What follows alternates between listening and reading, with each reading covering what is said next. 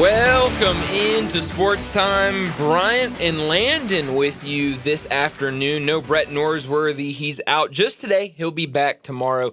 Need a personal day this afternoon. But like I mentioned, he will be back tomorrow. A lot that we have to get to this afternoon when it comes to the NBA, NFL, college football. We got to make golf picks later in the show. A lot to get to, a lot of news out there, a lot of NBA news out there, and not just news regarding the NBA Finals that will kick off tomorrow night. A lot of offseason news starting to get out there. The Cleveland Cavaliers have made their first hire, or their new hire for their head coach. We've got some rumors with Kevin Durant. Obviously, we got to talk more about the Knicks and their coaching search after they made the decision to fire Tom Thibodeau yesterday afternoon. So plenty to get to over these next 3 hours. But Landon, doing a little double duty this afternoon. How are you this afternoon? I'm doing great. Johnny's show was a blast, but happy to be here on Sports Time. Things tend to mellow out a little bit over here. Yeah. Not as crazy. But speaking of crazy. Like the best of both worlds. Oh, yeah, absolutely it is. But speaking of crazy, I mean, hey,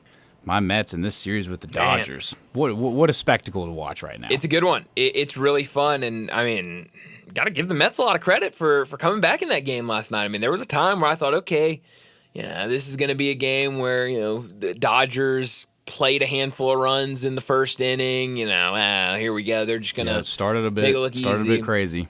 Yeah, but the Mets come back. They needed extra innings, and Nimmo kind of lost the ball in the air. Didn't track it very well. I'm still repping him. There you go. Still repping my guy. Still repping Nimmo. It says that you can identify true fans when you stick with them at their lows. I guess so. Not saying that the Mets are at a low. No, certainly not. We're what, number one in the NL East right now, playing great baseball. And both of these games, back to back, had to go to extra innings. These games can't be decided in regular innings. So very exciting.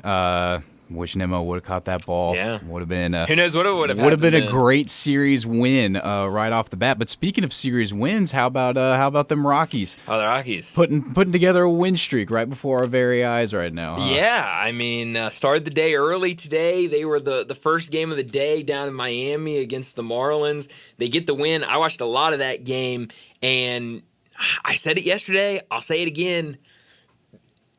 Do not confused when I say this is a fun team with this is a good team. Right. A lot of times, bad teams are fun. They absolutely can be. They've got interesting names. It's almost, there's a sense of, like, it's kind of fun to watch them trying to find wins and trying to find ways to be better than they are, I guess. And I don't know, Colorado has just been a team that this season I found myself a lot of nights finding their game and watching a little bit of it. I watched a lot today. I came in with a bunch of numbers of like, last time the Rockies have won back-to-back games. Last time the Rockies have won back-to-back games over the same team. This is it was 22 series that they lost in a row that today their first series win. It's like 59. I saw this driving back up here. It's like 59 series or somewhere in the 50s of series that since the last sweep for the Colorado Rockies. So there's a bunch of great numbers out there for the Colorado Rockies, but I was not prepared for 3 straight wins. I was prepared for back-to-back wins. I was not prepared for 3 straight wins. But yes, I'm glad you brought that up because I did want to take a moment to start the show and give the Rockies the credit they deserve. I mean, look, Marlins not a good team. But you've been saying it too. The Rockies have been playing, not great baseball, but they've been playing competitively. I was talking with Elisha earlier this morning. That's his team. Oh, I should say he disowned them, and since he disowned them, they've won 3 straight games. Okay, well, I'm sorry, Elisha. If you're listening, you can't come back to him. You can't. Well, he was rocking the Rockies shirt today. He was, but come on, man, you can't disown a team. I mean, we can't do that and call yourself a fan. Sorry. Crazy. I said it. Crazy. But regardless, like you've been saying, they've been competing. They've been competing well. I mean, you even look at the series against the Mets.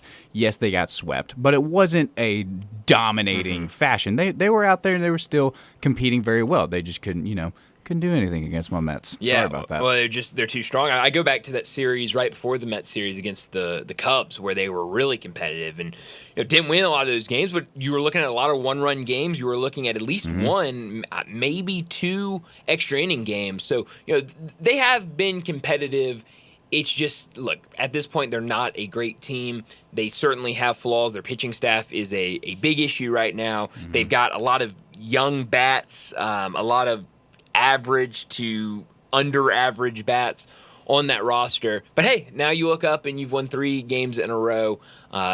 Over any team, I think, when you're the Rockies is great, but you did get it against the Miami Marlins. We'll talk a ton of baseball a little bit later in the show. Really fun night last night. We talked about it. Brett and I talked about it yesterday afternoon about some of these pitching matchups, some of the matchups of series that were getting started last night.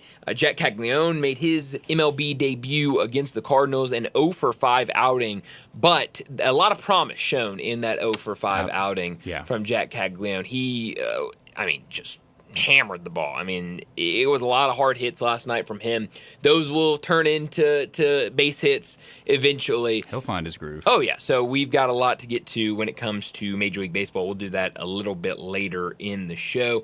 I did want to talk about the Cavaliers and their hire this afternoon not the Cavaliers, the Suns and their hire. They hired Cleveland Cavaliers assistant coach Jordan Ott. Now they will have to at least replace one assistant coach. The Cleveland Cavaliers will, maybe 2. I know there is another name, Johnny Bryant, that was an assistant with Cleveland this year that some people, and this is something we'll talk about later, we might talk about it a little bit here, but some people floating out Johnny Bryant's name for the New York Knicks job. So there's a chance where Cleveland, after this great season, all of these wins that they were able to get, an early exit, that they might have to replace 2 assistant coaches, which would be wild. But the Phoenix Suns go out and hire Jordan Ott, the Cleveland assistant. This was it come down to Jordan Ott and Johnny Bryant. Those 2 assistants were the final 2 for the Phoenix Suns. And something I thought was really interesting today when I was reading about this hire is that Devin Booker played a big role in this process. He was involved in the search process. He was involved. I don't necessarily know if he was involved directly in interviews or if it was something where they were having the interviews and then they were talking with him. If he had a seat in the interviews and was kind of listening and just observing. I don't really know the specifics of that role, but I do know that Shams Charania reported Devin Booker was involved in this search process during the final stages and stamped Ott as his top choice. And that's big. We knew Devin Booker is the cornerstone for that Suns team. He's not going anywhere. They will move Kevin Durant at some point this offseason, but Devin Booker is not going anywhere. And so that's a guy where, we talked about it a lot. We talked about it with the Denver opening. We talked about it here with the Grizzlies opening of what players get that type of treatment of you go and you ask him, you go and you get his reaction to, hey, we're going to hire this guy. See if he likes it or not. Make sure it passes for them before you make that hire. I do think Devin Booker, say what you want about him, he's a superstar player or an all-star player, but just the amount of time that he's spent in Phoenix. He has been that star player for Phoenix for such a long time. I have no problem with him being a part of this search. And now, the question is if he had said, I don't know, would they have still hired him? I don't know. It didn't say that it had to be signed off by him. But he did, say, hey, I like this pick. I'm all for it. Let's make it happen, which certainly helped the Suns in making that decision. Now, a couple things about Jordan Ott, if you're not familiar with him. He's been an NBA assistant since 2012. He is really well regarded in his creativity on both ends of the court, offensively and defensively. Player development he is really good at, has been at some places and has played a role in developing. And one thing that I noted from the ESPN story was they pointed out his toughness. Toughness was something that was pointed out as one of his strong qualities as a head coach. But right now, you look at this Suns team, and they're in a really weird spot. They went out and obviously put together this roster, put together this big 3. The final piece of that was Kevin Durant, and they gave up a lot of assets to go out and get Kevin Durant. And so we saw because of the new CBAs and the financial restraints on teams, it is very hard, and we've talked about this a lot, to have 3 superstar players, 3, legitimate all-star guys, and then be able to put together a bench that is good enough to make deep runs in the playoffs. And now we've seen with the Suns that it really hasn't worked out. So it feels like they're going to move Kevin Durant, and that feels like, we've talked about it a lot, Brett and I have, we talked about it with Keith Smith, it feels like one of those dominoes needs to be the first to fall, and then we'll see a lot of trades. But it feels like Kevin Durant could be the first one, based on how this is moving, with Cleveland making that hire today. It feels like, hey, get him into the building. I'm sure he already knows going into it, we're trading Kevin Durant. I'm sure that was something that in that interview process, they were like, hey, we're going to trade Kevin Durant. And are you okay with that? Because there's a lot of coaches out there, I think at least, I think there are a lot of coaches out there that would love to coach Kevin Durant and would want him to be a part of their team. And so I think that's something that you have to, not that, I don't know how many coaches are out there that would say, I don't want to take this head coaching job, especially a guy that's been only an assistant in the NBA. I don't know if that would have been a deal breaker of, hey, we're going to trade Kevin Durant. Oh, nope. Let's cut it here. I have to coach Kevin Durant. He has to be on my team. I don't think it would have been that, but I do think that's something you bring up in those conversations of, hey, one of the things we're going to do is we're really trying to trade Kevin Durant. Just so you know, that is not negotiable. Like, we're not going to hire you and you're going to come in and go, man, I can turn things around with Kevin Durant. Let's give it one more go. We're trading him. And that's what it sounds like. There's a radio show in Phoenix. It's their afternoon radio show in Phoenix that they've been talking obviously a lot about the Suns coaching search and about Kevin Durant. Burns and John Gambarado, he reported on the show that the Suns are aggressively trying to trade KD, and he is expected to be moved by the NBA draft. We're only a couple weeks now away from the NBA draft, and this feels like a move where Phoenix is trying to get some of those draft picks back. They're trying to get themselves in a position where probably something this year, you would think they would want a draft pick this year, but certainly in the future, try to get back some of that draft capital with this new direction that you're going. And so it feels like Kevin Durant will be moved.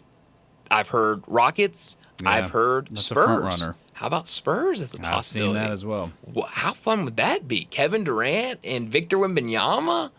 I don't know if it'd be fun. It wouldn't be fun for us seeing them 4 times a year. Yeah, but man, that would be really, really fun. And in terms of just take yourself out and just look at it as an NBA fan. Yeah, that'd be a really fun team. Now, I don't know what they'd have to give up for him. They'd have to give stuff up to get Kevin Durant. He'd probably demand a lot. He'd demand a ton. It'd be a lot of draft capital and probably be a player or two in that trade for Kevin Durant. So I don't know. I don't want to say, hey, let's plop him in that starting lineup and that's what the Spurs starting lineup, because I don't think it's as simple as that. But it does feel like, in terms of kind of the question we've all been asking of when do we start seeing trades? When is there movement? It feels like one of Kevin Durant or Giannis Antetokounmpo have to be moved before we really start seeing the offseason get started. Because it feels like a lot of people... Now, Kevin Durant feels more like, hey, there's a handful of teams that are in on him. There's a handful of teams that he would want to play for. For Giannis, it feels wide open. It feels like every single team in the NBA, and this is based on a lot of reporting out there, that every single team are currently trying to put together, like, what can we offer for Giannis Antetokounmpo and try to get in that line if he is traded. We still haven't heard anything out of Milwaukee of what he's going to do. There was a meeting that was scheduled to happen a week ago, 2 weeks ago, where he was supposed to go and have a meeting with the front office, with coach everything, kind of the whole thing. And it was believed that in that meeting that they were going to decide his future in Milwaukee. And I saw a couple of small tweets out there of people that you click on their profile. It seems like they are reputable, but not anything national, that were saying he did not ask for a trade out of Milwaukee. Again, have not seen anything nationally. So we're still playing that waiting game with Giannis. Who knows what happens? But I do think we're getting we're getting closer to movement in terms of Kevin Durant and the Phoenix Suns. And again, where does he go?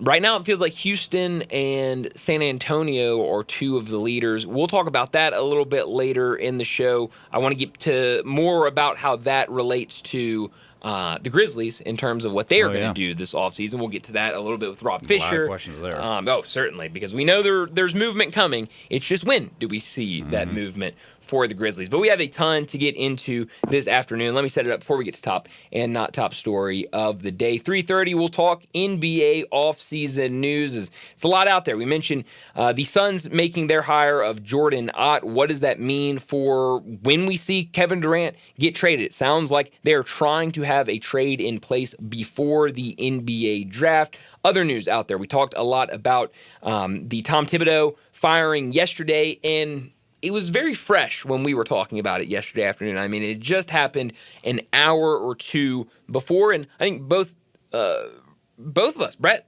and myself, were both saying, well, this feels easy. Go out and hire Mike Malone.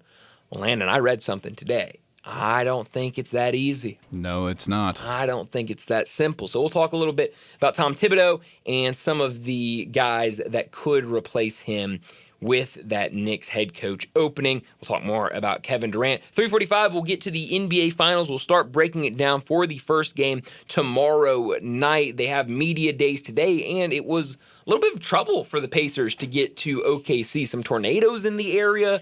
They had to land in Tulsa, but finally got to OKC last night. So we'll talk a little bit about the NBA Finals at 3:45. 4 o'clock, John Goen from Timber Trust. He'll join us to talk some golf and make our weekly golf picks. Plenty of stuff to get to with John. We're getting more information about Rory McIlroy and kind of why he ducked the media, what he's doing right now in terms of kind of where he's at. And because he's not playing good golf. Well, that's not what he says. He won a Masters, and what has he done since? Okay, I'm glad you bring this up. Do you have a problem with him not talking to the media? Well, it depends on kind of how you see his how he handled himself at the Masters. You know, he was paired up with Bryson DeChambeau, and DeChambeau was like, no, he didn't talk to me at all. He was completely quiet, and Rory was like, well, dude, we're playing golf. Like, what do you want me to do? Have a friendly chat? I kind of understood it there. You know, it's his life. It's his decisions. I don't hold anything really against him for staying quiet, but I think if you prolong this and are evading, it means there's a little bit more something at play. It's almost like when you have a big coach firing and your head of staff is evading questions or doesn't come out till a lot later. There's some problems with that. So with Rory, I just think he's kind of in a lull right now with his game. I think he's in a lull with golf. And so for him, if that means he just needs time away, regather himself, more power to him. He was my first pick, and he won the Masters. So hey, go Rory, I guess. Yeah, you love him for that. Well, it's interesting because it feels like with Rory, when he's playing well, he's fine. He's going to talk to he's me. Everywhere. He's going to do all that stuff. When he's struggling, that's when he doesn't talk to the media. And so I think that rubs people the wrong way. But, PGA Tour is the one kind of major sports league where speaking to media is not required. And so, at the end of the day, if he don't want to talk to media, he doesn't have to talk to the media. And I thought his comments today were very interesting because he kind of did he went through day by day of here's why I didn't want to talk on Thursday, here's why I didn't want to talk on Friday, here's why I didn't want to talk on Saturday, here's why I didn't want to talk on Sunday. So we'll talk with John. We'll talk to John about that. We'll also get his thoughts. We talked to Jonah Dillon yesterday. He had the story up on the Commercial Appeal about will he, won't he, Rory McIlroy playing at the 2025 St. Jude Championship. We'll get John's thoughts on that. Then we'll get to our picks. We'll do that at 4 o'clock. 4:30, we'll talk Major League Baseball. Again, really fun night last night. And look at the Colorado Rockies. Already, it's not even win streak. Not even Wednesday night, and they're already to their third straight win with their early game today. So we will talk about that at 4:30. 4:45, we'll get to big number of the day. 5 o'clock, Rob Fisher from the Grizzlies FanDuel Sports Network. He'll join us. We'll talk a lot with him. NBA, Grizzlies, a lot of basketball. We might get to a little baseball and college football with him. 5:30, we'll talk about what's trending. We got to make Stanley Cup final picks during what's trending. It's here, with finally. that getting started tonight. I'm very excited about that. I hope other people are excited about it tonight. We'll talk a little bit about that. Some NFL news out there, some college football news out there, some college basketball news out there that I want to touch on as well. We'll get to as much of that as we can during what's trending. And then at 5:45, we'll wrap up today's show like we always do with Crunch Time. Let me remind you that you can be a part of the show. Give a call or a text to the Sissy's Log Cabin listener line, 901-360-8255. Again, that's 901-360-8255. Be a part of any of our conversations. We would love to hear your opinions on all of our topics throughout today's show. And let me remind you that we are sitting inside our Family Leisure studios where family and fun come together. It's pool time, and Family Leisure is already booking pool installs for 2025. Buy now and get on the list for your pool installation. 2024 pools starting at $19.99 installed, with liners starting at $299. And right now, all pool accessories up to 20% off. 5 to 6 person hot tubs starting at $69.99, with swim spas and cold plunge tubs now $2,000 off. Patio furniture is up to 50% off on select sets. And if you mention this ad, get free installation only at Family Leisure, 2120 Witten Road, just north of I-40. And another reminder that this first hour brought to you every single afternoon by Lexus of Memphis. Brett tells you each and every day about the great deals and great vehicles they've got over there at Lexus of Memphis. Head out there this weekend, and check out what they've got, and they can get you in that beautiful new ride. Go and check out Lexus of Memphis, and we really appreciate them being a part of our show each and every afternoon. Well, let's go ahead and get to top story of the day. Top story of the day. Well, my top story of the day, it's got to be the NBA Finals. They get started finally tomorrow night. It feels like a long time since. I see what you did there. We've been waiting for the finals to get started. And I do think that has been part of the reason for all this talk about, well, nobody cares about these two teams. It's Smallville, whatever.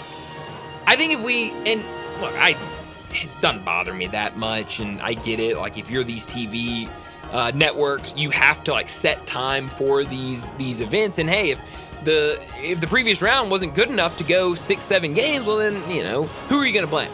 But I do think if you had started quicker, if you'd started sooner, if we had got kicked off last night or tonight, there would have been less talk of kind of what makes this quote-unquote bad, what makes it a bad series. Now, look, who knows? We could go out tomorrow night, and the Thunder could beat Indiana by 30 points, and we're sitting here going, well, this is going to be a hard watch. Yeah, this is going to be a hard NBA Finals to watch, but hopefully the Pacers can put up a good fight. We talk about the depth on this Pacers team. These are two teams that have really thrived with the depth of their lineups, and they've got a lot of different options of where they find their scoring. It doesn't always have to be Tyrese Halliburton. He's been a great player, but he has also shown that if he needs to be, he can be a pass-first guard. He can set up his teammates for good looks. And so what does he look like against OKC? Who do they match him up with defensively for OKC? I mean, you've got so many great defenders. Do you put a guy like SGA on him? I mean, I think that would be the matchup that makes the most sense. Both guys kind of running lead guard. But do you want to really shut him down, put Lou Dort on him? Do you want to, a guy like Alex Caruso, does he come off the bench and guard Tyrese Halliburton? Do you want to try to go big with him and put J-Dub on him, Jalen Williams, and maybe try to be a little more physical? I mean, obviously Lou Dort's going to be physical as well. Oh, absolutely. But how do they defend him? I'm curious, in that first game, who is his primary defender that is matched up against him? I'm hoping for a really fun series. I mean, some of the numbers that are coming out of this OKC team, my big number today, I don't want to spoil it. It has to do with this Thunder dominance that we've seen over the entire season, not just the finals, but we've seen in every single series they've played, there's been something that has jumped off the page when you're just looking at a box score, whether it's a massive blowout win or it's holding an opposing team to single-digit points in the first quarter. They've really found so many ways to win, and they are 4 games away from winning the NBA Finals. It's overwhelming right now, the picks for OKC going into the NBA Finals, but I do think not so fast. Like, I do not see this being a sweep. I think that the Pacers can put up a fight. I'll just say this. I'm going to pick OKC tomorrow when we make our picks. But I think this could be this. This could be. Could is a very easy word to use. This could be a really fun NBA Finals. Yeah, and I think a lot of people are quick to forget how historic this Indiana Pacer postseason run has already been. I mean, the stats that were stacked against them and the comebacks that they've already accomplished, which has just never been heard of. I mean, they've already set themselves in the history book. So I think we're going to be looking at a very interesting NBA Finals. Definitely, I don't think it's going to be a sweep. I think it's going to be a lot tighter than most people think, but a lot of scoring I can predict in the future. My top story is also NBA related, but it has to do with all of the coaching firings that are going on this year. We got it kickstarted last year, December 27th, with Mike Brown, the head coach of the Kings, got fired. A couple months later, our very own Taylor Jenkins had to say sayonara. Grizzlies fire him March 28th. Then Michael Malone, April 8th. The Nuggets get rid of him. And then we have Mike Budenholzer from the Suns gets fired, and now the Suns, for a third straight season, are going to have a new head coach at the helm. And then the most recent, June 3rd, Tom Thibodeau from the Knicks, who Tom was the most successful Knicks head coach in the past 20 years. He led the Knicks to their first ever Eastern Conference Finals in 25 years. He made playoffs for the 5 years and led Knicks to consecutive 50-plus win seasons for the first time since the 1990s. 24 playoff wins in the past 20 years. Only one other coach has had playoff wins. Playoff wins. Just but bare minimum of one. And that was Mike Woodson with 7 back when he had Carmelo Anthony and Jason Kidd at the helm. So now, what was the big question has now just become the clear answer of what does it take to be a coach or keep your head coaching job in the NBA? Playoff wins just aren't going to cut it anymore. The fans and the teams and the organizations, they want championship appearances, and they want championships to bring home to their teams. So clearly the statement is being made that you can have a great regular season, but if you can't do it all the way in the postseason, if you can't let that game translate into the postseason and get yourself to a finals and win a finals, it's going to be hard to kind of keep your job going forward.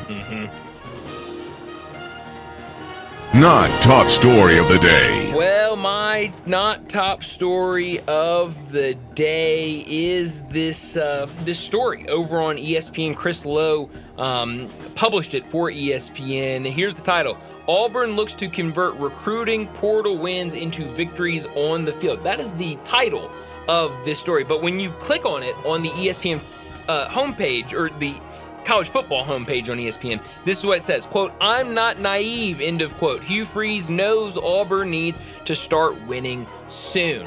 This has now been, this is the second or third time we've talked about Hugh Freeze talking about we got to start winning, but he is still kind of saying, well, things are still happening behind the scenes. This was the quote that jumped out at him. He talked a lot about, hey, we've got some really talented guys coming in. We've done a really good job, not only with our recruiting classes, but also with our transfer portals to have a competitive team. But this is the quote. I'll read the full thing for you, but the end of it is what jumps out to me. Quote, "I feel a lot better than I have about our talent, our size, athleticism, and depth," Freeze told ESPN. But look, we still had chances to win some big games against some really good teams the past 2 years and didn't get it done. That's the truth of it, and we can't run from that as coaches. I own it regardless of what the talent was or wasn't. I still believe we need one more signing class to get where we need to be, but I don't sense any panic. So, saying we need to start winning. We should have won some games last year that we didn't. But, hey, we can use one more signing class. So what does this season look like for Auburn? We'll have a ton of time to talk about it, but a massive game to start the season on the road against Baylor. That's going to be a big game for both those teams, but I think everyone knows Auburn has to do some winning. They've got to get to a bowl. They've got to, have a winning record, but what does it look like? Does a 6-win, 7-win team save Hugh Freeze? Certainly a 8, 9, 10-win season would, but what is it going to look like? It feels like it's going to be a season where all eyes are going to be on what happens with Hugh Freeze and Auburn.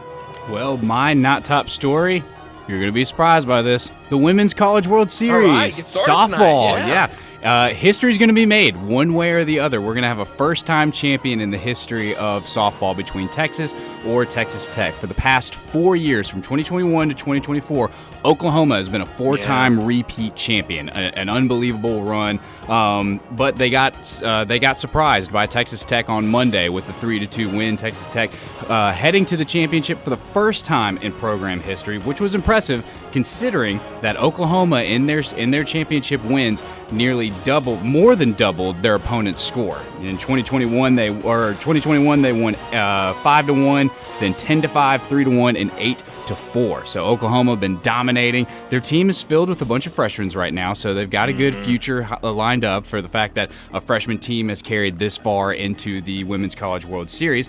But Texas Tech, led by pitcher Najari Kennedy, is looking to win against Texas, who Texas has been two-time runner-ups against Oklahoma, just coming up short against them. They're being led by their all-star catcher Reese Atwood, who owns the program single-season record in home runs, total bases, and RBI. So it should be a good shootout tonight. If you listen to Happy Hour today, John and I talk all about Texas.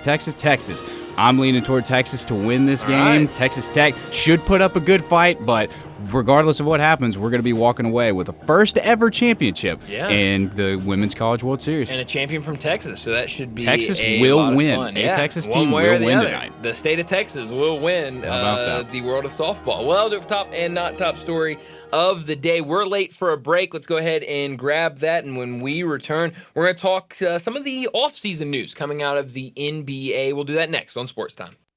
Be sure to follow us at Sports56 WHBQ on Twitter, Facebook, Instagram, and YouTube to watch live video of our shows. Stay up to date with station events and have chances to win prizes. Don't miss out on anything that's going on.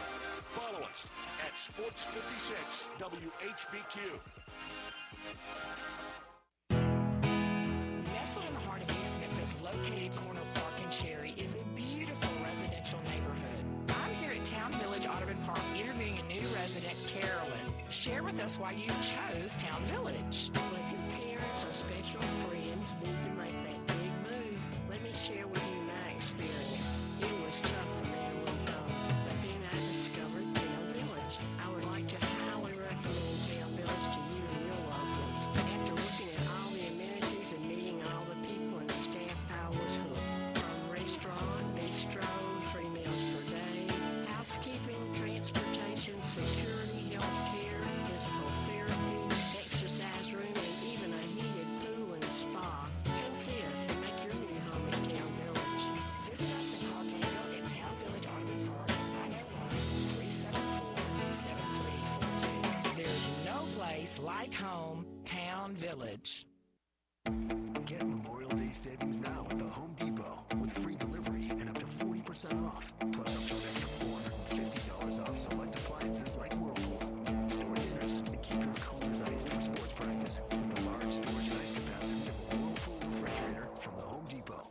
Celebrate Memorial Day with savings on select appliances right now at the Home Depot. Free delivery appliance purchases of $396. Offer valid May 15th through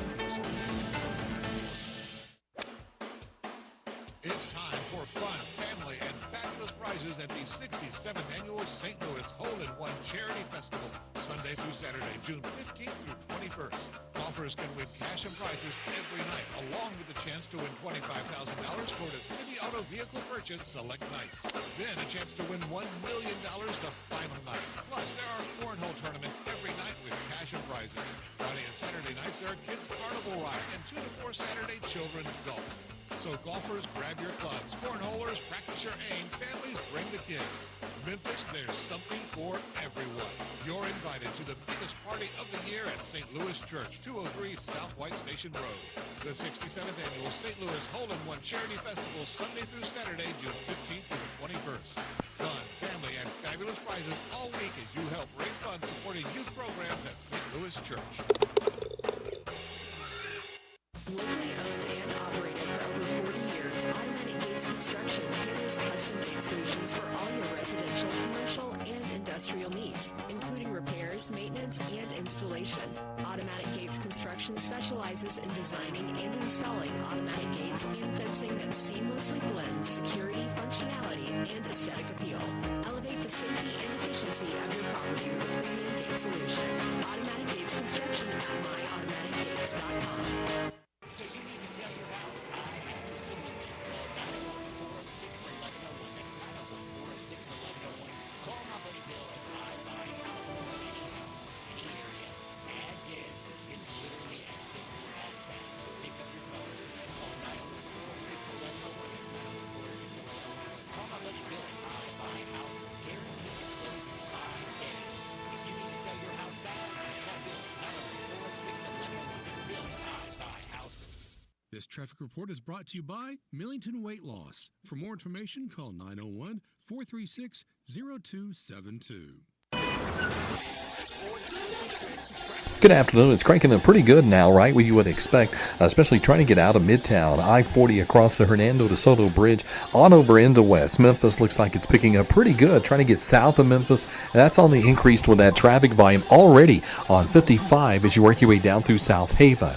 Dandelions, crabgrass. Lawn Solutions says, hey, not a problem. Call Lawn Solutions here in Memphis right now at 867-5626. I'm Commander Chuck with your on-time traffic.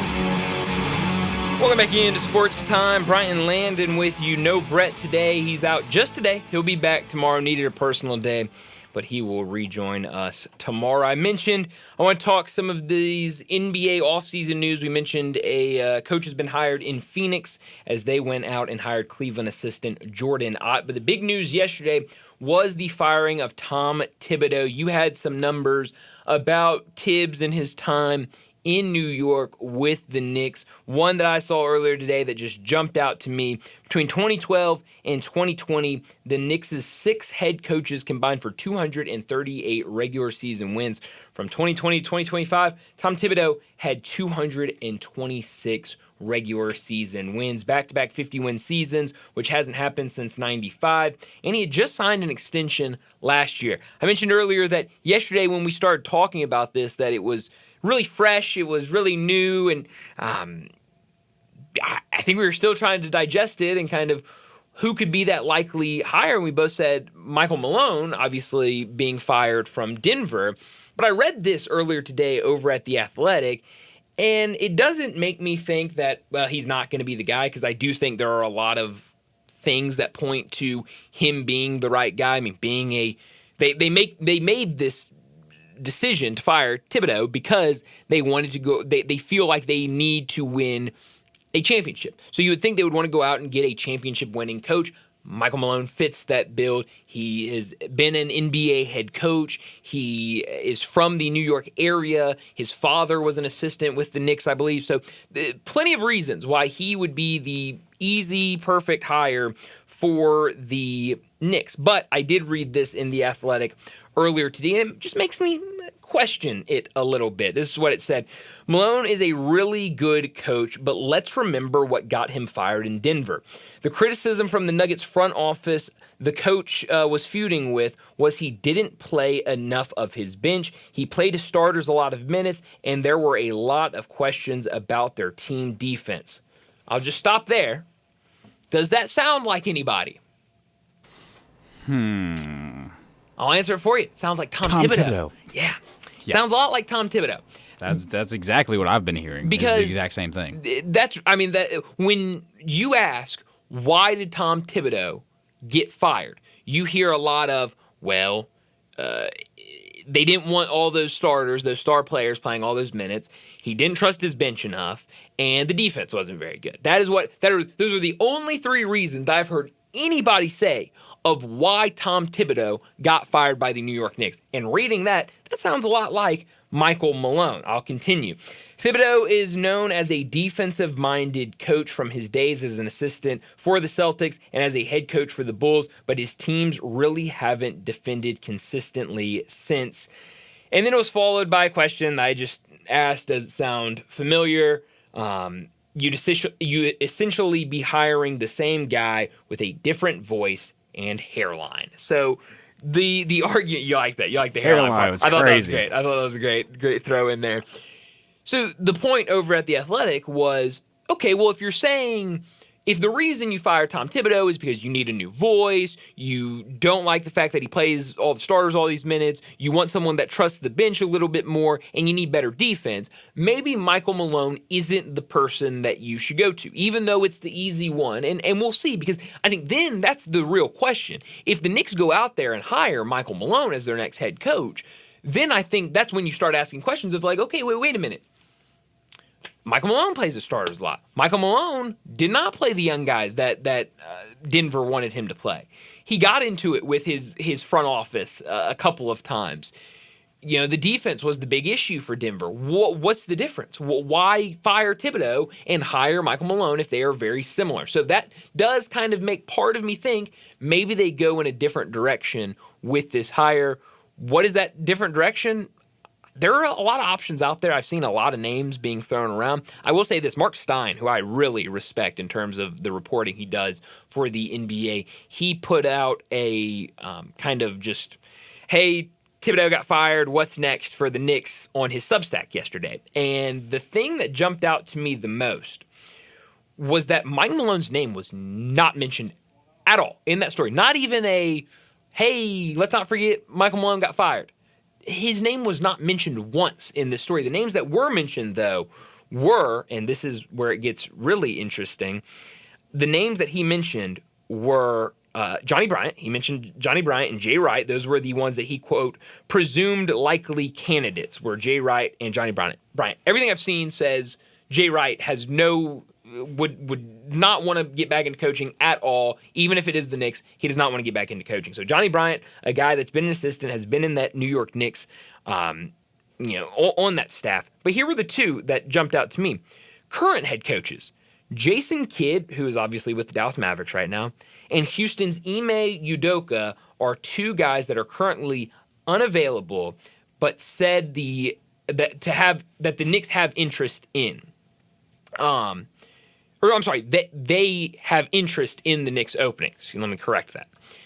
So those are two current head coaches. I don't think either of those front offices would let the Knicks get an interview with those guys.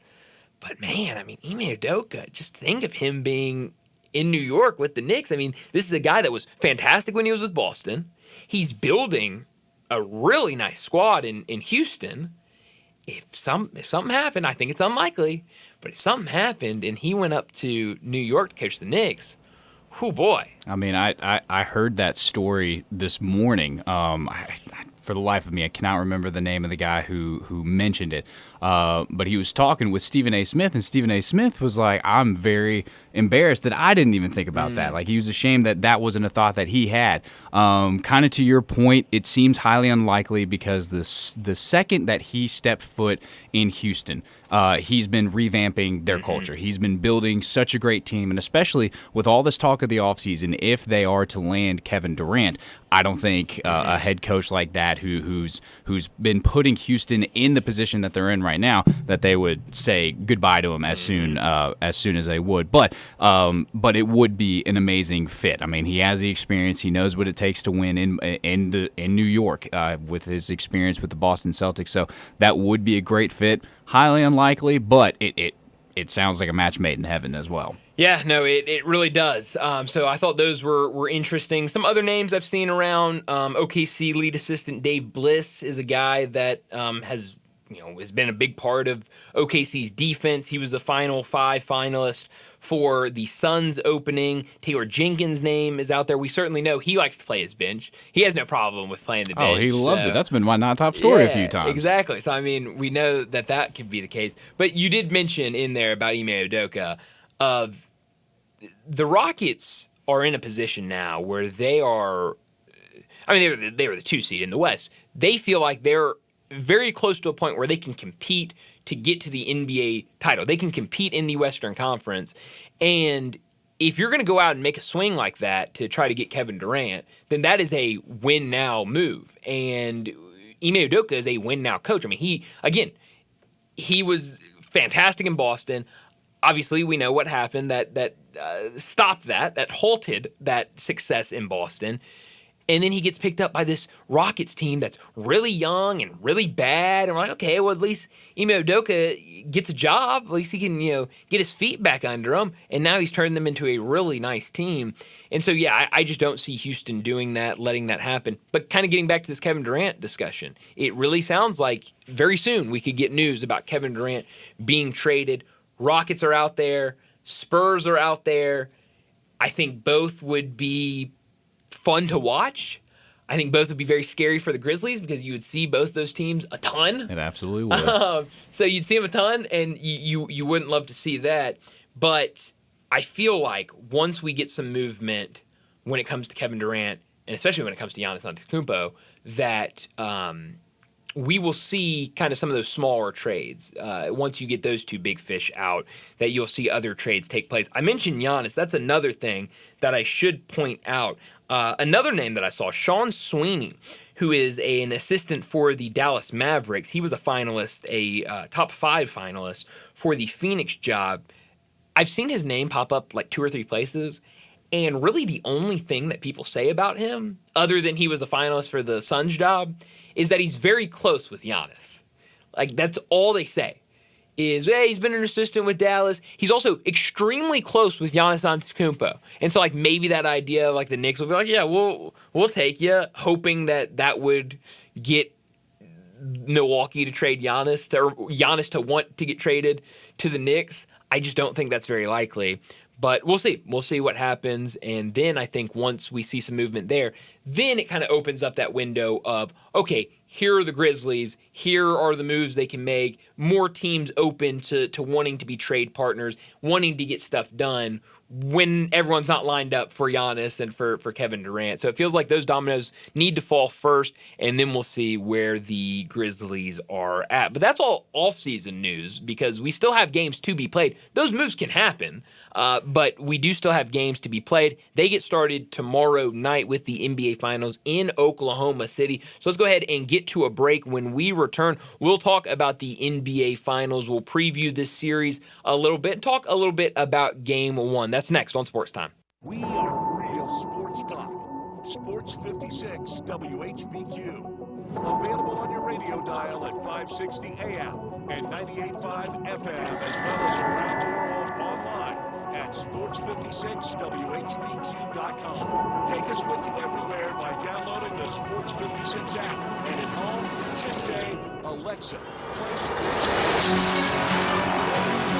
Sports 56.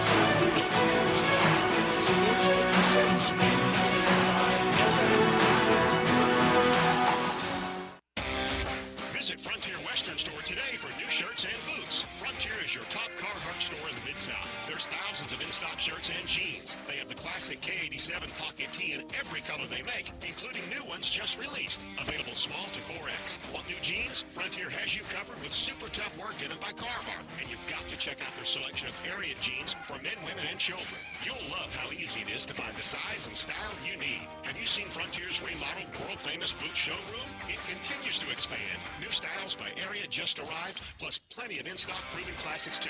Whether you need work or dress boots, trust that Frontier's the place to come. See thousands of pairs of Ariat boots and thousands more by Dan Post, Corral, Durango, Rocky, Twisted X, and others. And Frontier's pricing is lower than online and chain stores, so you know just the local shop to visit. Frontier Western Store, 5880 Goodman Road in Olive Branch, and on the web at frontierwesternstore.com. Locally owned and operated since 1967.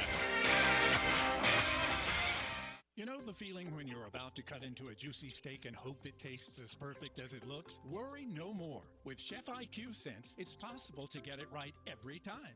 How? It's a modern, completely wireless cooking thermometer that eliminates under or overcooking your food, no matter how you cook it. Chef IQ Sense was designed to withstand extreme heat and can even survive in your deep fryer. From grilling to roasting or baking, Chef IQ Sense guarantees that your chicken, meat, or fish will come out exactly to your preferred outcome. Using Chef IQ Sense is so simple. Insert the wireless probe into your food, choose your desired doneness on the Chef IQ app, and it'll alert you when it's ready. Stay connected and monitor your food from anywhere over Wi-Fi and Bluetooth. So stop the confusion, eliminate the risk, and serve every meal with confidence. Chef IQ Sense works out of the box and with your favorite appliances. You can find the IQ Sense at chefiq.com and save 15% at checkout with code USA. That's chefiq.com. I'm Gary York. I'm the service director of Lexus in Memphis. Our service department wants to be more than just a place where you get your oil changed. We do glass repair, windshield replacement, recalibration of your camera and sonar systems, even wheel repair, tire replacement, all the things you would expect from a luxury automotive dealer. Please check out our website. You can schedule your appointment, check out our specials, hours of operation, or if you'd like to do it in person, please reach out to one of our associates at 901-271-5199. In the air, and it's the perfect time to grill, chill, and save with Totes. Install a new generator, tankless water heater, or Carrier HVAC system, and you'll get your choice of a free green egg grill or 36 months no interest financing. Stay powered during storms. Enjoy endless hot water and slash your cooling costs this summer with a high-efficiency Carrier system, and grill some slow smoke barbecue on us. But hurry, this special ends soon. And if you're dealing with plumbing or electrical problems, Choates is here for you too. Give us a try and take $60 off your repair. Leaky faucet, clogged drain, broken outlet, lights flickering? Call Choates and save $60 on your plumbing or electrical repair service. Call 347-8086 or visit ChoatesHVAC.com today. And remember, Choates, let our family serve your family. Extraordinary events from once in a blue moon, and right now, even the most extravagant luxuries are well within reach. The one and only May sale is back at Sissy's Log Cabin, and you can save up to 50% on nearly everything in the store. This is your chance to get the service, selection, and experience that makes you feel like family at the best prices of the year, guaranteed. Don't miss the one and only May sale at Sissy's Log Cabin, because life's too short for ordinary jewelry. Now, back to Sports Time on Sports 56 and This hour is brought to you by Lexus and Memphis. Here are your hosts, Lone Star Sports Movie and Brian Gates.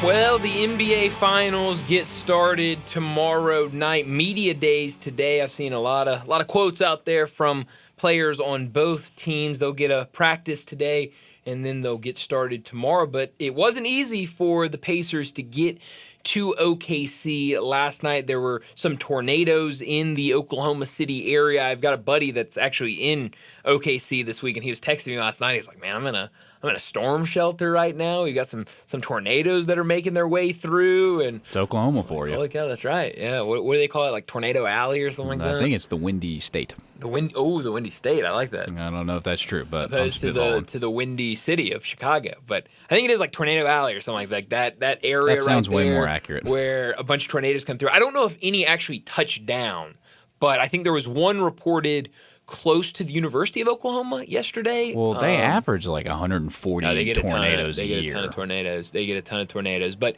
last night, those tornado warnings, at least, were happening right when the Pacers were supposed to be landing in OKC. So their plane had to circle around Oklahoma City a couple times, and then they were running low on fuel, so they had to make a pit stop in Tulsa, land in Tulsa, and then what I was reading earlier said that they got on they were getting ready to leave their flight around 5:45 yesterday, and ultimately got to OKC around 7 last night. So not a huge delay, nothing crazy happening, which, good news, but definitely a little bit of a delay for the Pacers. I want to ask you this question before we actually start talking about this series. Do people dislike the Thunder? I feel like I've asked this question a couple times, but I thought it was just me, and I thought it was just here. Like, I completely understood the idea of Memphis Grizzly fans or people that watch a lot of Memphis Grizzly games don't like OKC for whatever reason. You can go way back not way back, but back to the previous iteration of the Memphis Grizzlies, those playoff series you had against OKC. Maybe that forms a disdain for them. The fact that, for a while there, you thought you were equal, if not ahead of, that's something Brett brings up a lot, of, you thought you were on par, if not ahead of this Thunder team, and now you look up and they're by far the best team in the NBA. Exactly. And so I understood that from a Grizzlies perspective of not liking this OKC team. But I was reading something today, a national story, and this person said that they were questioning, do people dislike the Thunder? That a lot of their friends, a lot of people that they respect their basketball opinion, don't like this OKC team. And so now I'm wondering again, do people just not like this OKC team? And if so, why? Do you dislike this OKC team? Not at all. I think I remember in giving my picks that I talked about how if OKC goes on and wins, then Memphis Grizzlies can be like, well, we lost to the NBA final champions that year. But I think a question like that speaks to the beauty of sports and how so many different people have so many different takes and opinions on everything. It's a very opinionated just lifestyle is to like sports. So I see it from both sides of the coin of how, kind of like what Brett has been mentioning, how OKC, you kind of thought, okay, Memphis is right there with them, we're competing, and then just all of a sudden these past couple years, they've just taken off. I remember Memphis had set the record on biggest blowout in a regular season game playing the OKC Thunder, and it was against these guys. Yeah. And now here we are where OKC is just laying the smackdown on us left and right. So I see it from both angles. I did see that map. You know how when the Super Bowl rolls around and it's like, these are the teams that America is rooting for, and if the Chiefs are in the playoffs, then the only place that's voting for Kansas City is Kansas City, and everywhere else around was for the Eagles. Well, I saw this map, and it was saying that the entirety of America was going for OKC.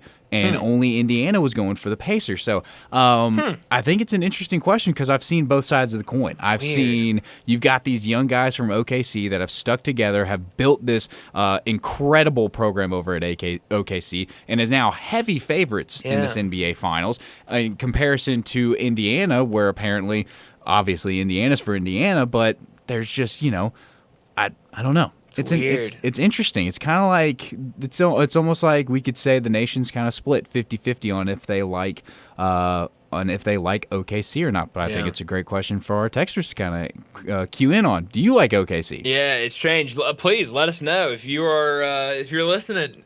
Let us know. Do you like OKC more? Yeah, let us know both ways. But if you don't like OKC, I want to know why. Yeah, give us a reason why. Text in 901-360-8255. Let us know on the City's Log Cabin text line. If you do not like OKC, why do you not like OKC? If you like OKC, why do you like OKC? Because I did. I thought it was just a Memphis thing, and now I'm seeing that it might be more than that. Then you're seeing stuff where it feels like people are trying to push that everyone loves OKC. So I don't know which side is true. I have definitely come into contact with more people that despise OKC than anyone that likes them. I'm in a group. You like OKC, right? I'm fine with them. I would say I'm I'm not like. Not a fan. I'm not a fan, of course. But you enjoy watching. But yeah, I think they're fun to watch. Yeah. And I'm in a group chat of probably 10 guys, and I'm the only person that does not despise the Oklahoma City Thunder. It's very, very strange. I don't really understand. It's a strange world we live in. I guess so. Well, we need to wrap up hour number one. A lot of basketball talk in this first hour. It's finals time. But it's finally here. It sure is. It is. NBA is the name of the game right now. But we got to get to a break and switch gears. When we come back, we're talking golf. We're going to make picks. John Goen, he joins us next.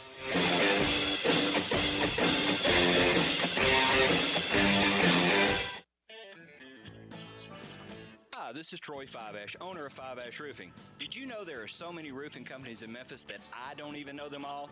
So that begs the question, which one should you choose? So I thought I'd give you a little background about me.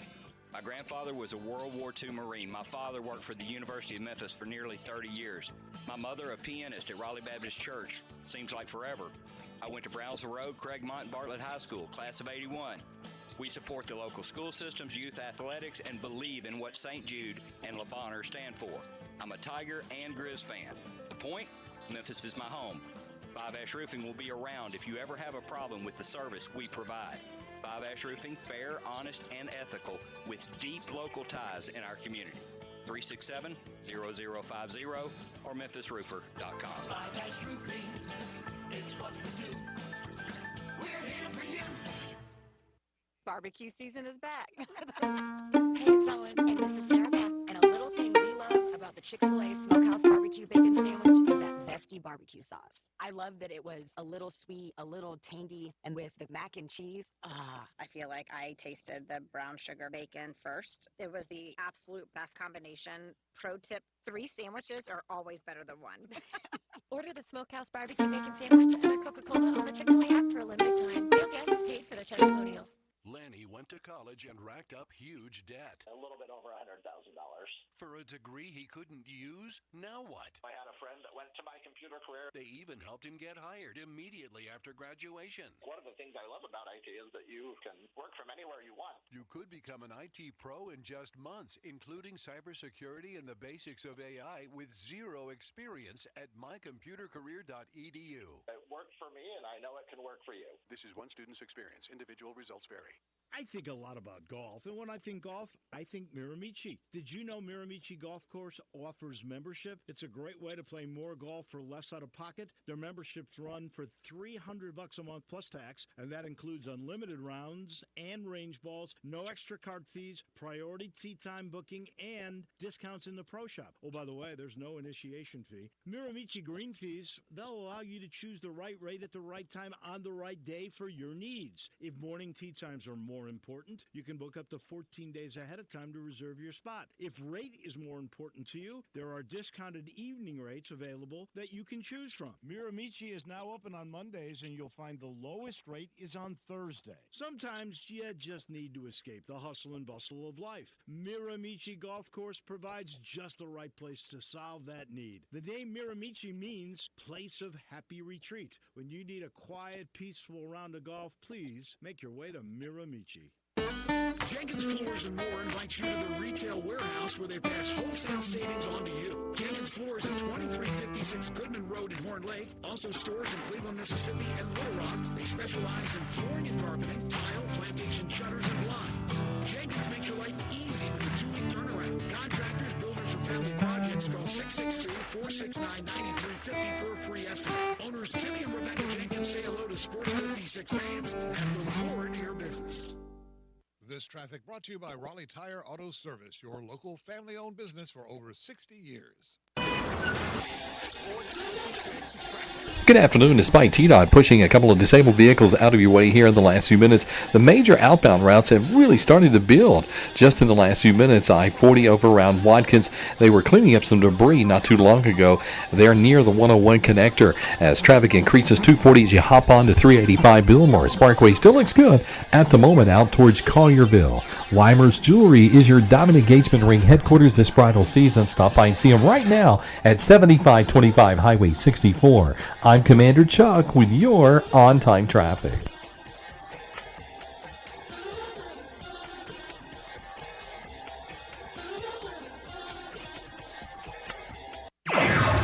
Sports 56, WHBQ Memphis, and W253DF Memphis with John Harden. Weekdays from 11 to 1. Sports Time on Sports 56 and 95 FM. Once again, Brett Norsworthy and Brian Davis.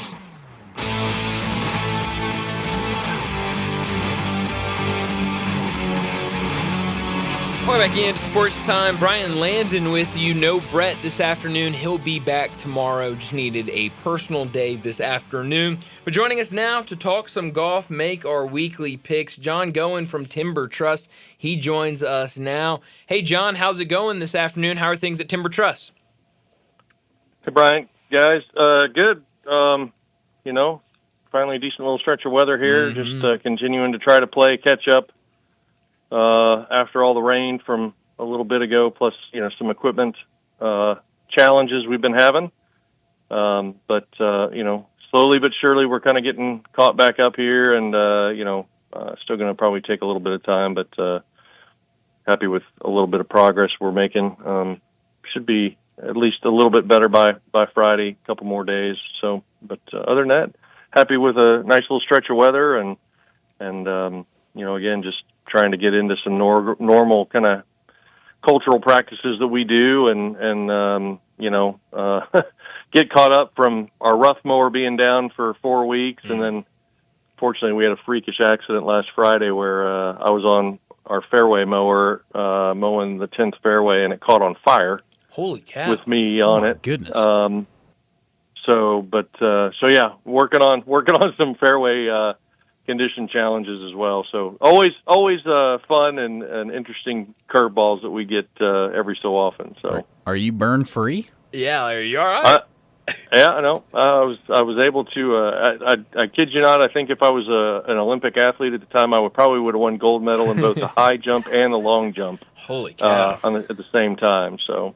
That's crazy. Hats off and golf clap to you, sir. That's impressive. That is that's wild. That's incredible. You mentioned the weather getting better. Obviously, we had all that rain coming through, and so we've got some clear skies. It's getting hot out there. I mean, I feel like the last couple of years, especially my last couple of years in college, a lot of the golf I played was in the summer when friends were back in town for the summer, different things like that. Had a little more time.